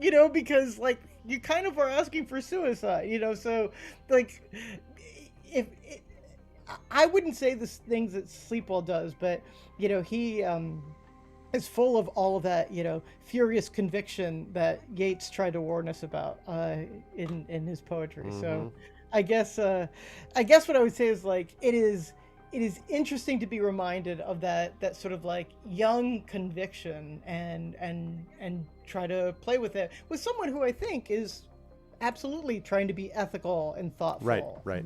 Not be an idiot, but still, much to learn. Have you sleep well? So I want to say kudos also, certainly to Zach and stuff, but Kat and Johnny are just incredible to play with. Like with Johnny, I think one of the things that I think we're good at, like I think we're good at fighting in character. Like I think that's like a talent. You really are. Like that's a weird thing to find out. I am so conflict averse in my actual life, but yeah. Johnny, when you and I get into these two specific characters, it's just so very interesting how good the conflict is in a dramaturgical kind of way. Anyway. Yep. So anyway, I'm going to be doing a lot of school visits over the next couple of weeks. I think the next time I'll be like on the internet, besides like on Twitter or whatever, will be here on this channel. Later in the month, though, I'm going to cordially invite everybody to a Mermaids Monthly reading that we're going to do. That's why I mentioned it at the beginning, because Claire and I are going to have a reading of the story that we have coming out in Mermaids Monthly. So that will be coming up. Awesome. Thank you, Carlos. Great pleasure. And yes, I look forward to seeing you with that and back here on this channel in a few weeks. And that brings us to Kat. One of the things that was really interesting to me, Kat, I thought that the reaction, that Petra's reaction, was really well managed there, in the sense that it is kind of like everyone was just like, like, in chat, like, well, dang, that's, that explains a great deal. And I think the interesting thing is that it feels to me like Petra has always been a character who wants to keep her eye on the ball. And correct me if I'm wrong about that, but it seems like it's always like, we need to, all right, let's figure out how to keep, moving together. And this was a situation where Petra's sort of typical, all right, listen, we need to, was not present, because it was a little bit like, okay, so I have at the moment, my world is, I don't know where I am. Like, I don't know what just happened. Which I felt was very, it wasn't like you didn't just jump to the knee-jerk reflex of just like, well, we'll have to figure out what to do next. Like, you were like, I don't know what to say now at all, for a moment, you know what I mean? And kind of to collect yourself. And later on, Petra did more of the kind of, and I really enjoyed that experience of watching that play out in that way, because I know the player was trying to figure things out, but also the character is really just like, holy crap, like, what does that all mean? And not every mystery here has been solved for Petra, but at least a portion of it definitely has. That's been a very big mystery for quite some time, is kind of what that connection was. And that actually is the direction I did not expect that to go into. So part of it was just my mind kind of being blown. Yeah. So, I mean, I really appreciate that. How did you feel? So, to follow up with that, how did you feel about today? Where will the folks find you next? It's always so much fun to play. And I'm also going to heap a little praise on Carlos, because Carlos has just been just such a terrific addition to the group. And I know it's now so long that it's not an addition anymore. You are an intrinsic part and integral to the, It's just been, it is a huge pleasure to play. Go on Beneath Ceaseless Skies. You have a new novelette up there. If you listen to the Glitchy Pancakes podcast on Wednesday, I'm on there chatting with them. I'll be at Flights of Foundry, the virtual convention this weekend, and then I'm always teaching. This weekend is the usual round of classes, and I'm going to take this opportunity to stick a link for that in the chat, and then I'm going to say thank you and be quiet. Thanks, Kat. Always a pleasure. I will be on the panel with Kat at Flights of Foundry that Kat is moderating, about putting games in fiction. So I am looking forward to doing that. And I'll just be like, I don't know, Kat and I have so little experience, like, working with each other on an internet forum. I hope everything is okay, and we'll do the best we can as professionals to get through it. No, it's gonna be great fun. But thank you, Kat. As always, a great pleasure. Good stuff tonight. And last but certainly not least, I will amplify the kudos that everyone gets, because I agree with what has been said. And I will say again, Johnny, two things that I thought were really good from you today. The first was that last conversation was obviously great, where you were really working through stuff with Prasan. The second thing I wanted to say was, that concept of the ship as family really struck me. I mean, I certainly there are aspects of it that is sort of what's going on here, but the fact that that's how Aramis would conceive of it is absolutely lovely and perfect, and heartrending to a degree. Like, really, really kind of clarified and sort of distilled these things, even though Petra, of course, is the one who was more directly connected to that. But Aramis can 100% identify as an Ashen Forged, with feeling like one's destiny is intertwined with something else that wasn't you initially, and all that. And that really struck me. I was like, oh, like, hit in the solar plexus. Yeah, really, it is about the family connection for Aramis in a way I would not have expected, and that was really interesting to see. And as always, of course, the back and forth between you and Sleepwell is always tremendous. But that other thing really struck me as unusual, and it sort of set a tone, I think, for the way that people imagined their relationship with the Hyperlance. A couple of people in chat mentioned Farscape, and of course, the Moya is definitely something that I thought a little bit about with this. And so, yeah, that really struck me. What did you think about today's session? Where will the fine folks find you next? First and foremost, I want to say thank you to all of you. Just, I mean, I'm again heaping kudos onto Carlos, Zach, Kat. You guys are amazing. I gotta say, Greg, today you killed me. You killed me with how good the role playing was today. I mean, I've been in your position. I know what that's like, having to run multiple characters and present story. It's exhausting. The performance you gave today was making me exhausted at how good it was. I know exactly where you are. I know exactly where you're going for, or where you're going to be right after you get off stream. I just what that sort of come down is. So, congrats. Yeah, it was amazing. It was fantastic. So thank you very much. Thank you. Yeah, the story of Aramis is great in a lot of ways because it comes out in the conversations with everybody else. There's not a lot sort of that we presented about Aramis's past besides being part of the Butchers. And a big part of that is the fact that for Aramis, everything is about the relationship with everybody else, because at his core, he's really lonely. So I really enjoyed playing that. It's one of the reasons I really enjoy the fake fights with Carlos, and because the sort of the interaction between Sleepwell and Aramis are just, they're a pleasure. Yeah, I've had fights in real life. Fighting with Carlos is so much more fun. It's just it's really, yeah, it's perfect. So I'm here for you, dude. Thank you. So yeah, I had a great time today. Great. The progression of the story was fantastic. So you will find me on my channel on Tuesdays at 7 p.m. Pacific right now, just doing whatever's randomly going on for me. And I'm aggressively working on finishing some stuff to start getting it out to people for bystanders. So we're going to start, external play testing soon, which is going to be actually fantastic. So I'm really looking forward to getting that out there and getting some feedback finally, because it's been crazy and fun, and lots of late nights just getting that into its finishing touches. So I'm really looking forward to starting to share that more publicly. So that's me. Good stuff, Johnny. Yeah, and I will just, as I said, echo. I'm so blessed to have the players that I do on this channel, and this is really a great crew. And yeah, I did not expect we were going to get as philosophically, into it as we have been, but that's what the best speculative fiction does. It's what the best games do. So great work from the entire crew, and I cannot wait for our next session. And I am going to ask chat to give some of the love to the amazing players of Johnny Pittman, Cat Rambo, Carlos Hernandez, and Zach Clay. Thank you, players, for a wonderful session tonight. I will see you folks in a few weeks. Thank you, Greg. Everybody. Always a pleasure. Thank you, everyone. And that, ladies and gentlemen, is going to do it for us for hello, there we go.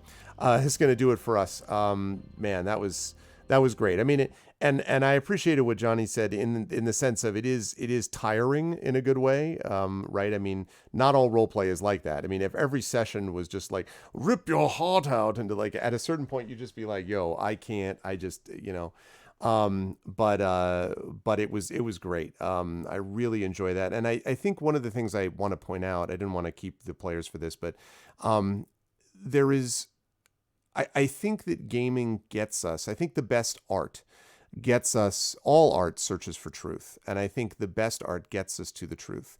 I think what role playing at its best does is it gets us to our own understandings and expressions of truth that both work with each other and seems true to us. By which I mean, this was a chance for all of the players to kind of work out for themselves aspects of where they stand in some of these philosophical positions. And of course, players are not their characters. As Carlos said, a lot of what Sleepwell does is not what he would do. But as Zach said, there are elements of us in everything that we do, including in roleplay. And so it was really lovely for me to see this conversation happening in a place where people felt safe to do it, and a place where the stakes are high, both on a macro level and a micro level, right? On the macro level, the whole Silrain arc is at risk. And then at the micro level, the individual people are at risk. Sleepwell's father is at risk. Petra's understanding of who she is and where she comes from is at risk. Aramis is coming to terms with his past is at risk. Zach's understanding of the Bellare and of, his own identity and integrity are at risk. And so there are individual micro level things that are at risk at the same time that the macro level is. And of course video games are. I mean, it's not no question about it. Video, of course they are. Art is expression, and the best video games are art, and the best tabletop role-playing games are art, and lead you to these artistic moments. And it's one of the things I love on Twitch, is being able to stream this stuff in a way that people can be a part of it, because you folks, all of you, really make that possible as well through your own presence and your reactions to it. And so I really appreciated that. I just really enjoyed it. Oh, thank you, Rising Tides. Yeah, I really enjoyed it. And yes, as far as this is concerned, I am super happy with how this came out. This is basically two lights. So there is a LifeX light beam. That's the thing you see up top. That's the big money item in the sense that it wasn't that expensive. But the point is, that's the thing that can change to like orange, green, pink mixtures. We could go all completely white, for example, right? Like super white. We could do that. We could go, straight red, or really, really blue, or super, super green. So this thing is the thing that can get all the attention, basically. And then you can also set up things for it to move and shift and all this stuff. But that's the thing that works. But one of the things I love about this is, so this was basically what I was using. I think I did Intense. Yeah, this is what I was using for Esper Genesis. Yes, it can fluctuate automatically. So I can set up stuff that does, for example, let me try one example of that. So if I go, let's see, I think it's like that. Not that, this. Okay. So I can do this, for example.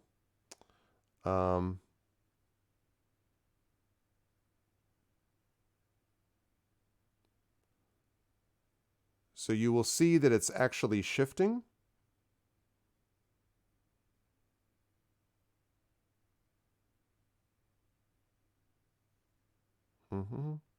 Like this.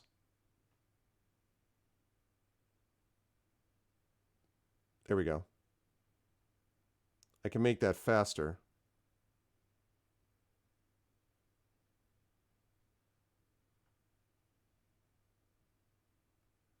There we go. Sorry about that. So 2-second switch.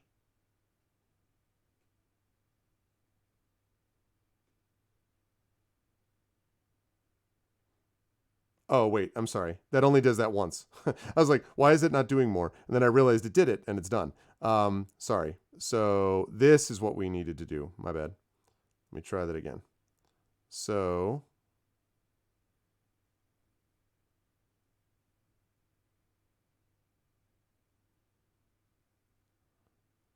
there we go. So this basically starts to cycle and shift it around. Now I just need a Starfield simulation. Yes, exactly. And then you can switch the colors that it does this stuff with. I'm not going to do strobe because I don't want to cause any problems for anybody. But I can do this. So there we go. Hey, what's up, Chrono Wolf? I am using an M200, a Canon M200, which I love. I freaking love the M200. Can I just say? Oh, and I can also do I can also do a microphone. Here, let me see if I can do this. I actually haven't tried this yet.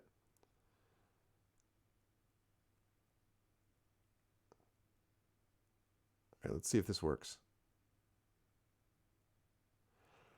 Okay, I'm now going to try to do what is necessary. I am activating the work. I am making what is necessary to speak. I am there. See it? I am there. So you can do a bunch of different stuff. You can do flicker, you can do pastels, you can do random. So you can do a whole bunch of those kinds of scenes. And then you can go back to what I was trying to do, which was basically just creating in one scene. It has a delay, but it works, yeah. And I could actually probably even fix the delay if I had to. But so the point is, wait a minute. Now I got to turn off the move part. Okay, now it stops moving. I need to try with my music. Yeah, well, I can actually do that, and it integrates with a lot of different stuff. So there's that, which I really like. But the other thing that I really like about my setup is that's the LifeX. The other thing, though, which creates in some ways the effect that's the kind of group, is this thing, which is just this little like $35 basically cheap spotlight. I found out about this with Alpha Gaming, which is on YouTube, and has this spotlight fill that allows me to do stuff like this. So, red.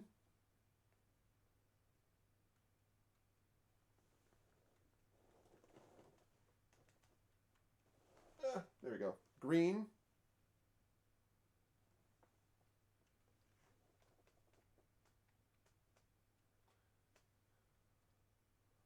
White. Blue. And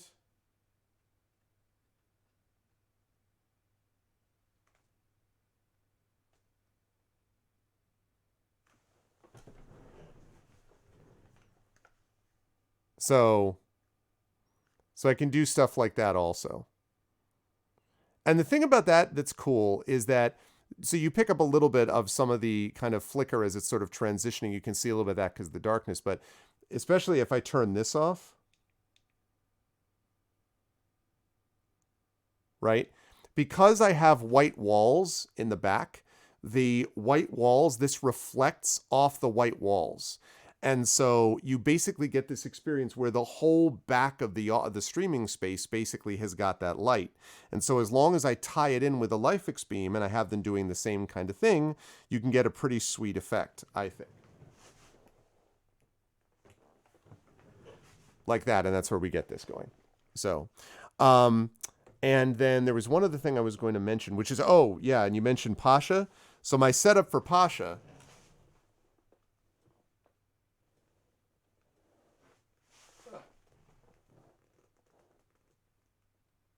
This remote's a little shaky. My setup for Pasha is this plus, yep, white walls. And those shelves. In the white room with black curtains at the station. There we go.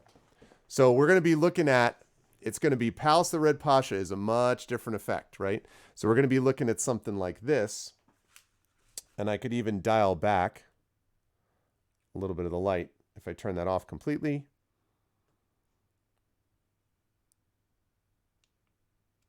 Yeah, Chrono's awesome car. No, I know. And you know, they have like holiday stuff that we can do. Some of the themes are interesting. This is called Boo. This is peaceful. This is relaxing, I guess. But those are all conflicting, obviously, with the spotlight. And so that is what I would want, something like that. And that's it, 100%. So, yeah. So that's probably what I will end up using for Palace the Red Pasha. But for tonight, it was Hey, what's up, Ghost?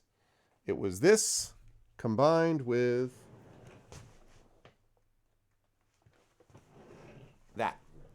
And I think that worked out pretty damn well. So, yeah, so the Lifix you can. The Lifix beam, which is that one on top of the shelves, you can hook it in. I will admit that I am not a fan of Alexa smart stuff. I don't like having stuff that's constantly listening to me, basically. So you can hook it up to it, but it's just not my favorite thing to do. This thing, though, is just a spotlight, and no, you cannot hook it up to anything except a remote. And in a way, that's one of its strengths. I don't like my viewers. I love my viewers. I love my viewers. I love my viewers. A huge fan of my viewers. But viewers are not computers. I do not love, except the ones that I create for specific purposes, bots. I don't like bots. I do like viewers, so it's a little bit different in there. But no, the nice thing about this that I want to say is this mixed together. So the Lifix beam was about 120, I think.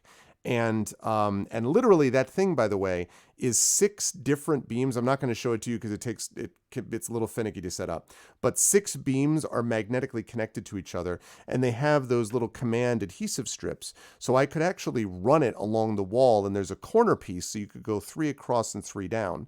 It just so happens that having it this way works perfectly for this setup, which is super excited. We totally are an organic computer. True. These are true facts, Echo. But it just happens to work really well that this is set up this way and then gets this awesome reflective effect, so that I think this looks awesome. Like I feel very happy about the way that this appears. And the reason that it works is because the M200 is a really good camera, I think, and is really good at being able to pick up on some of these colors, as Chrono Wolf you just mentioned. So you put that together and you end up with a really nice setup. Plus, it's in the space that can do it. Even the shelves are the same color. So I don't know if people remembered a while ago, people were like, oh my God, Arv, like there's a lot of white and you got a lot of beige and a lot of white space. And I'm like, there is now, but that's exactly the way it's going to work later on. Plus, of course, I'm going to be putting up posters as well. I've got paintings and posters. All of my books and CDs and DVDs are in now and all organized, and the games are all in. So now it's just a matter of getting posters and stuff like that up, which I'm going to be doing next, probably over the next couple of weeks. But pretty much we're in the same space. Yeah, it's a finished attic, but it's a big finished attic, 700 square feet, a little bit. There's a big thing in the middle, but roughly speaking, it's about 700 square feet. So it's a big attic. And I have the whole space, which is, I have to keep pinching myself. My setup here is amazing. That backdrop is amazing. During the day, I love how this looks during the day. I get beautiful amounts of light and then just this stuff. So I'm just like super excited. So exactly, Triffid, small apartment sized attic. Yeah, no, right. Exactly. No, I feel very, very fortunate. And exactly, Triffid, I knew that the whole color chat clutter thing, you don't want to be too much like that. The posters and things like that we'll get. And again, my daughter's going to be putting the logo is going to go, the Arvin logo is going to go over there at some point as well. So, and in front of my desk are the stairs. There's a banister there, and there's my desk right here. And we're going to be fixing up the banister and stuff like that too. But essentially, this is coming together the way that I wanted it to. And it's such a pleasure to be able to, I love this house. I love living in the house. The neighborhood's great. We have a beautiful kitchen. Obviously there's tweaks we have to make. We have to make some adjustments here and there. We have to I have to put up in here. I'm not going to put up that thing you see back there is a window unit, which is this massive window AC, which I am 100% not going to put into my office because trying to stream with that thing going blah is not happening. So we're getting a ductless air system up here, basically, which is going to go on that side of the room. And that's going to allow air to flow in. And so that's going to cost a little bit of money. So these are all things that I knew about going in, but on the whole, I love this house, and I love the house, and I love being able to stream from here. Also, the fact that, at one point, remember during the stream today, if you were here for this, I was here, and then I'm like, blah, blah, blah, blah, blah, and I'm like talking over this way because I was making a point to the players back here, like I was showing them what it would sound like in game. Now, at my thing at home, I have to be careful. Like at my old house, I had to be careful about that because my office was right next to my daughter's room. So if I didn't want to wake little Arv up, I couldn't be like, let me tell you. Whereas here, I can speak as loudly as I need to, and I can be quiet, and I can be really loud, and I don't have to worry about waking anybody up because I'm on the top floor. It's a carpeted floor. There's a staircase leading down to a door which is closed at the bottom of the door. And if you put all that together, she can vaguely, faintly hear me when I was speaking at the top of my lungs. And she kind of likes that she can very faintly hear me, but it's not going to keep her awake. And so that's awesome. And I'm really excited. No, I am not living in a lighthouse in the middle of a lake, but I am near a lighthouse, actually. Where we live, I can actually see a lighthouse from that office window, from the other side of this room. So absolutely. On the whole, and it does have a basement. It does actually, Ghost. It's not a finished basement. There's one part of it that is a finished basement, that is a finished part of the basement, but the basement overall is not that. You want lighthouse pics? Yeah. No, I'm going to provide. I think I actually have a lighthouse pic. I will show you. I have a lighthouse picture, which I shared on Twitter. That's me. It's washed out. It doesn't actually look that washed out because of the light. Let me turn this off. Maybe like this. Yeah, it's still washed out because the camera is so good it's picking up too much light. But that's the lighthouse. And there we go. There's a lighthouse. So yeah. I like lighthouses, actually. And this is actually one corner. Oh, yeah, that's a good call. That's right, we talked about this. That's too much.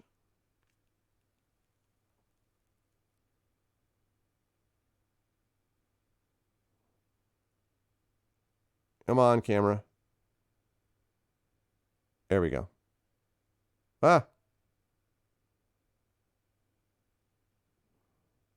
So there's the camera. There's the lighthouse, but I guess I would say that's not bright enough. I need to make that a little brighter. And there is...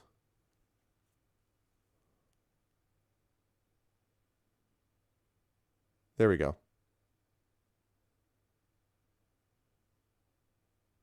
So, yeah, it's like I say, it's an amazing place, and I consider myself extremely fortunate.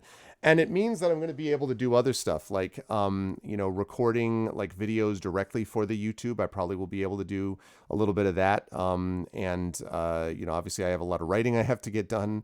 I have people who have sent me things that I need to look at. Certain people may know what I'm talking about in chat. And of course I've got, that's why it as much as I did not want to spend my sabbatical, I've been able to do some research, of course, on the stuff that I got my sabbatical for, but I wanted to spend it being able to do some traveling and actually researching people, interviewing them directly. The pandemic blew that all to hell. So I didn't, that part is a little frustrating. But honestly, one of the amazing things about the sabbatical is obviously when I got it all set up, I didn't think I was going to be moving. And it's a good thing that I had it, because not having to worry about grading, not having to worry about committee meetings, not having to worry about stuff, especially when we probably would have been doing some combination. I probably would have been teaching remotely if I were teaching this semester, but still, like if I were teaching on campus, forget about it. I mean, like with it would have been impossible to do all that and move in some way. So having the sabbatical meant that I was able to not only continue to work on doing research as I've been doing, but also being able to actually make this move viable, at least my component of it, and like moving into this place, which means that now I have an awesome office, which I expect to enjoy for many years. So I could not be happier with how all of that came out. It was great. I was super, super happy with how all of it came out in the end. But with all that said, it is late, and we have stuff coming up tomorrow, so I'm going to get on out of here. Tomorrow night, I want to remind everybody, or later today, I should say, we have got more D&D with Infinity and Beyond. Palace of the Red Pasha will be coming your way. That campaign has really been heating up as well. And I'm also excited because as I'm looking forward to Eberron, I am getting final details on a couple of players that are going to be joining us for this mix, and that is exciting. I have a good sense of players that are going to be adding on to the group. There's always some change, I can never be assured that the 4 players that you see playing Red Pasha, I don't know that they're all going to stay for Eberron. I can never assume. There may be sort of switching around and things like that, so we'll see. No, not for Red Pasha, for after Red Pasha, when Red Pasha is finished. Red Pasha is going to finish with the crew that you see right now. But afterwards in Eberron, that's going to be the question of new people. And I'm hoping that we have Dot that comes back. That will depend on her schedule. I already have a couple of other people lined up that I know are going to be joining, and they are people that you will be very much happy, I think, to have in this group. And some surprises, and it's exciting. So I'm excited about all that down the line.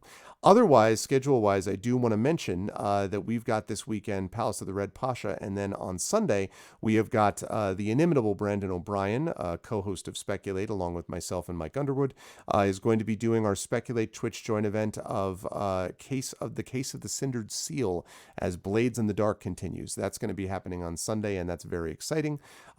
So you'll want to definitely stop by for that. And then on we go from there. Monday is supposed to be Emberwind, but Emberwind is very much up in the air, and we'll be talking about that down the line. So you will see. That is right.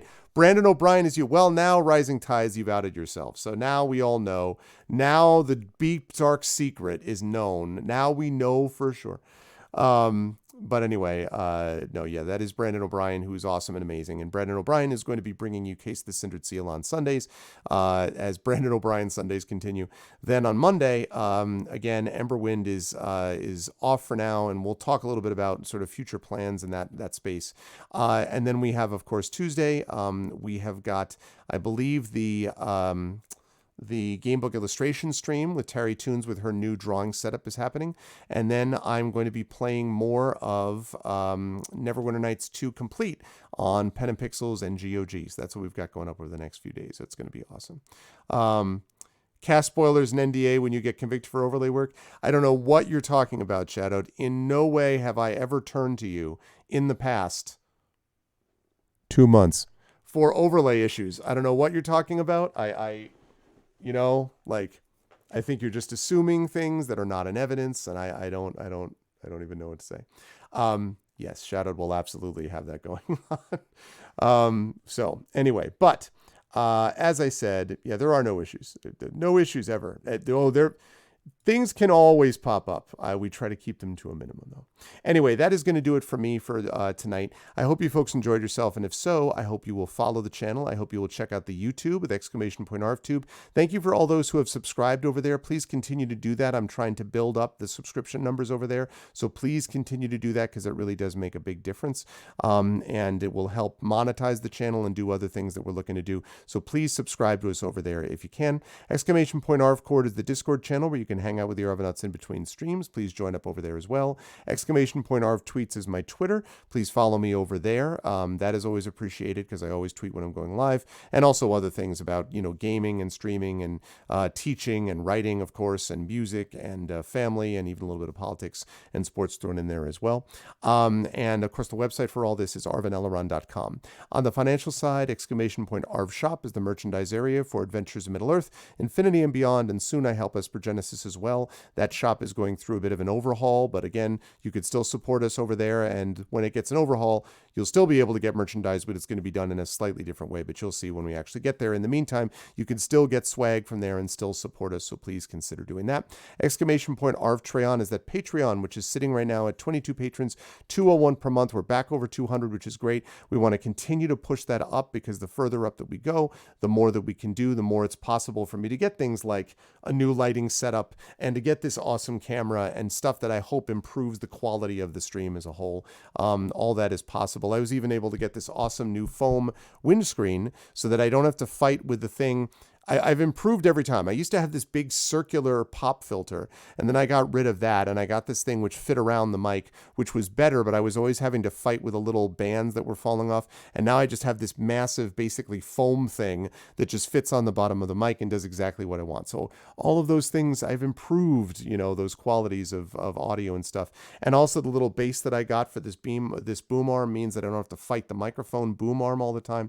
So all that's been great. And again, more of that is possible possible, and all that's been possible thanks to things like the Patreon. So thank you so much. And again, the Patreon also helped with this thing that I announced, which is the new computer that is coming the way of one Mr. Brandon O'Brien. That is going to be arriving to him soon, and that's going to mean that his already awesome streams will become even awesomer, not just relating to my channel or to specifically streaming work, but his work overall. And that also was paid for directly by the Patreon, which all of you support. And so that's one of the reasons that I really want to come up with other ways to be able to pay the players, in the various streams. And I'm continuing to broaden out what I can do, and that all is made possible by this. That's going to be awesome. Oh, transit in his direction. Yes, I can't wait to see it. I really hope it works. But that's so awesome that we're able to make something like that happen again through the power of the Patreon, and that's all you people. So thank you so much for making that possible, and I can't wait to see how I hope it works for Brandon well. I hope so, but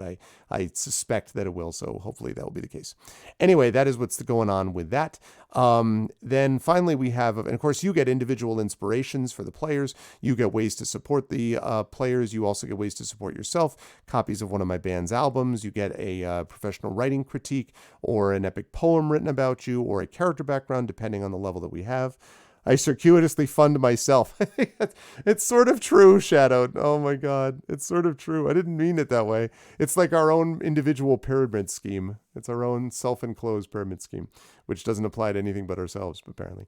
Anyway, but last and certainly not least, of course, is subbing to the channel, which really does help as well. You get those awesome custom sub badges and emotes, and all that kind of stuff is really good as well. So please consider supporting us there. Again, you can get inspirations to help the players too. On the publishing side, Icarus is my award-winning, I can now officially say, nominated for the gold and silver medal, at least a silver medalist. Hopefully will be a gold medalist. We'll see in the IBPA Benjamin Franklin Awards. Final announcement, final ceremony on that is next month. That comes out from Athos Arts, and Athos is also going to be the ones doing the Greyshade books. The Greyshade Kickstarter has been pushed back to late summer, and the lead off of it, sort of the preview, if you will, plus, I mean, it's the book, so it's like what I started writing, so it's kind of near and dear to me.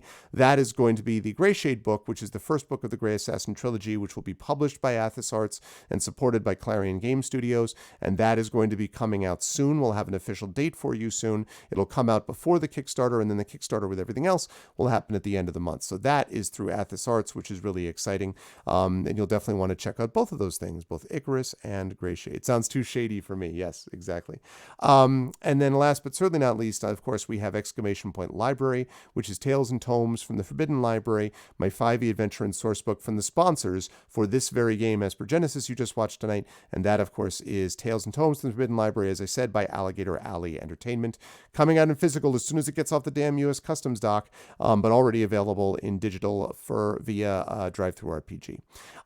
And finally, of course, Exclamation Point BLM, Black Lives Matter, always important to affirm and assert the significance and importance of Black lives, and Exclamation Point Help Now, the World Health Organization page on suicide prevention. Very important to reach out to others when you need help and to reach out to others when they need help as well. Now, we are going to do a raid today, and the raid, even though it's late, and the raid is very simple. If you are not a sub, you're going to do this. The Arvanauts have landed, followed by Twitch raid, lowercase twitch, uppercase uppercase R rather, lowercase AID. If you are a sub, you're going to do this sub raid, and you'll be able to then do Arvany Hype, the Arvanauts have landed, Twitch raid, Arvany Roar, and you can also do Arvany Woe, Arvany Witch, Arvany Smug, Arvany What, Arvany, every Arvany you can think about, you can throw in there when you were brought over auto-magically to the person that we are going to raid. And speaking of that, let's see who we've got here. Oh,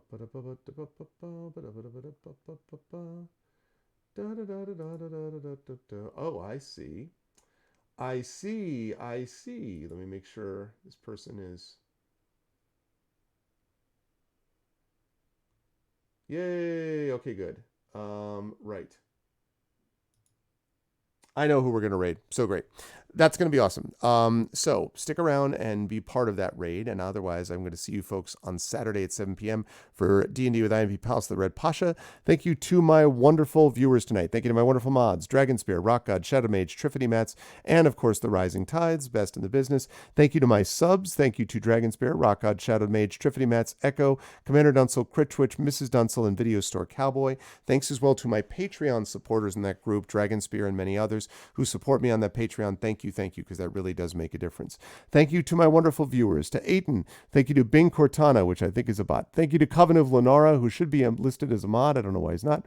Thank you to Christian CFQ, D. Veneer. Thank you to Ghost of Christmas Future, Gigafrost, Tauntoms, Toddled, Trich Growth with Us, which I think is also a bot, but VNK and Yosefsa. Thank you so much to all the non-bots but real people, which is most of you. Thank you all so much to all of that, and a special thanks tonight to my players. Thank you so much to Johnny Pittman, to Cap Rambo, Carlos Hernandez, and Zach Clay for being awesome. And thank you, of course, to Alligator Alley Entertainment for sponsoring us in this wonderful, awesome game.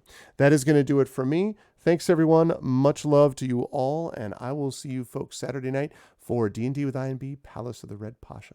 Until then, everyone be good to each other. Have a good night.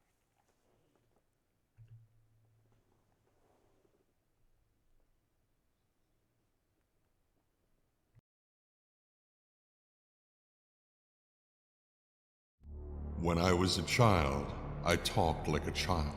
I thought like a child. I reasoned like a child. When I grew older, I set aside childish ways. Corinthians 13:11. In the distant future, mankind has spread into the stars and found it is not alone. Within the cluster of planets known as the Silrain Heart, many races strive for survival or supremacy.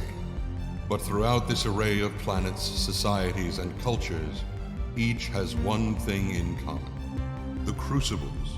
Scattered throughout the galaxy, each moon-sized structure contains a core of raw Saurian, a form of mysterious energy used to power ships, cities, and sometimes the warping of the fabric of reality itself.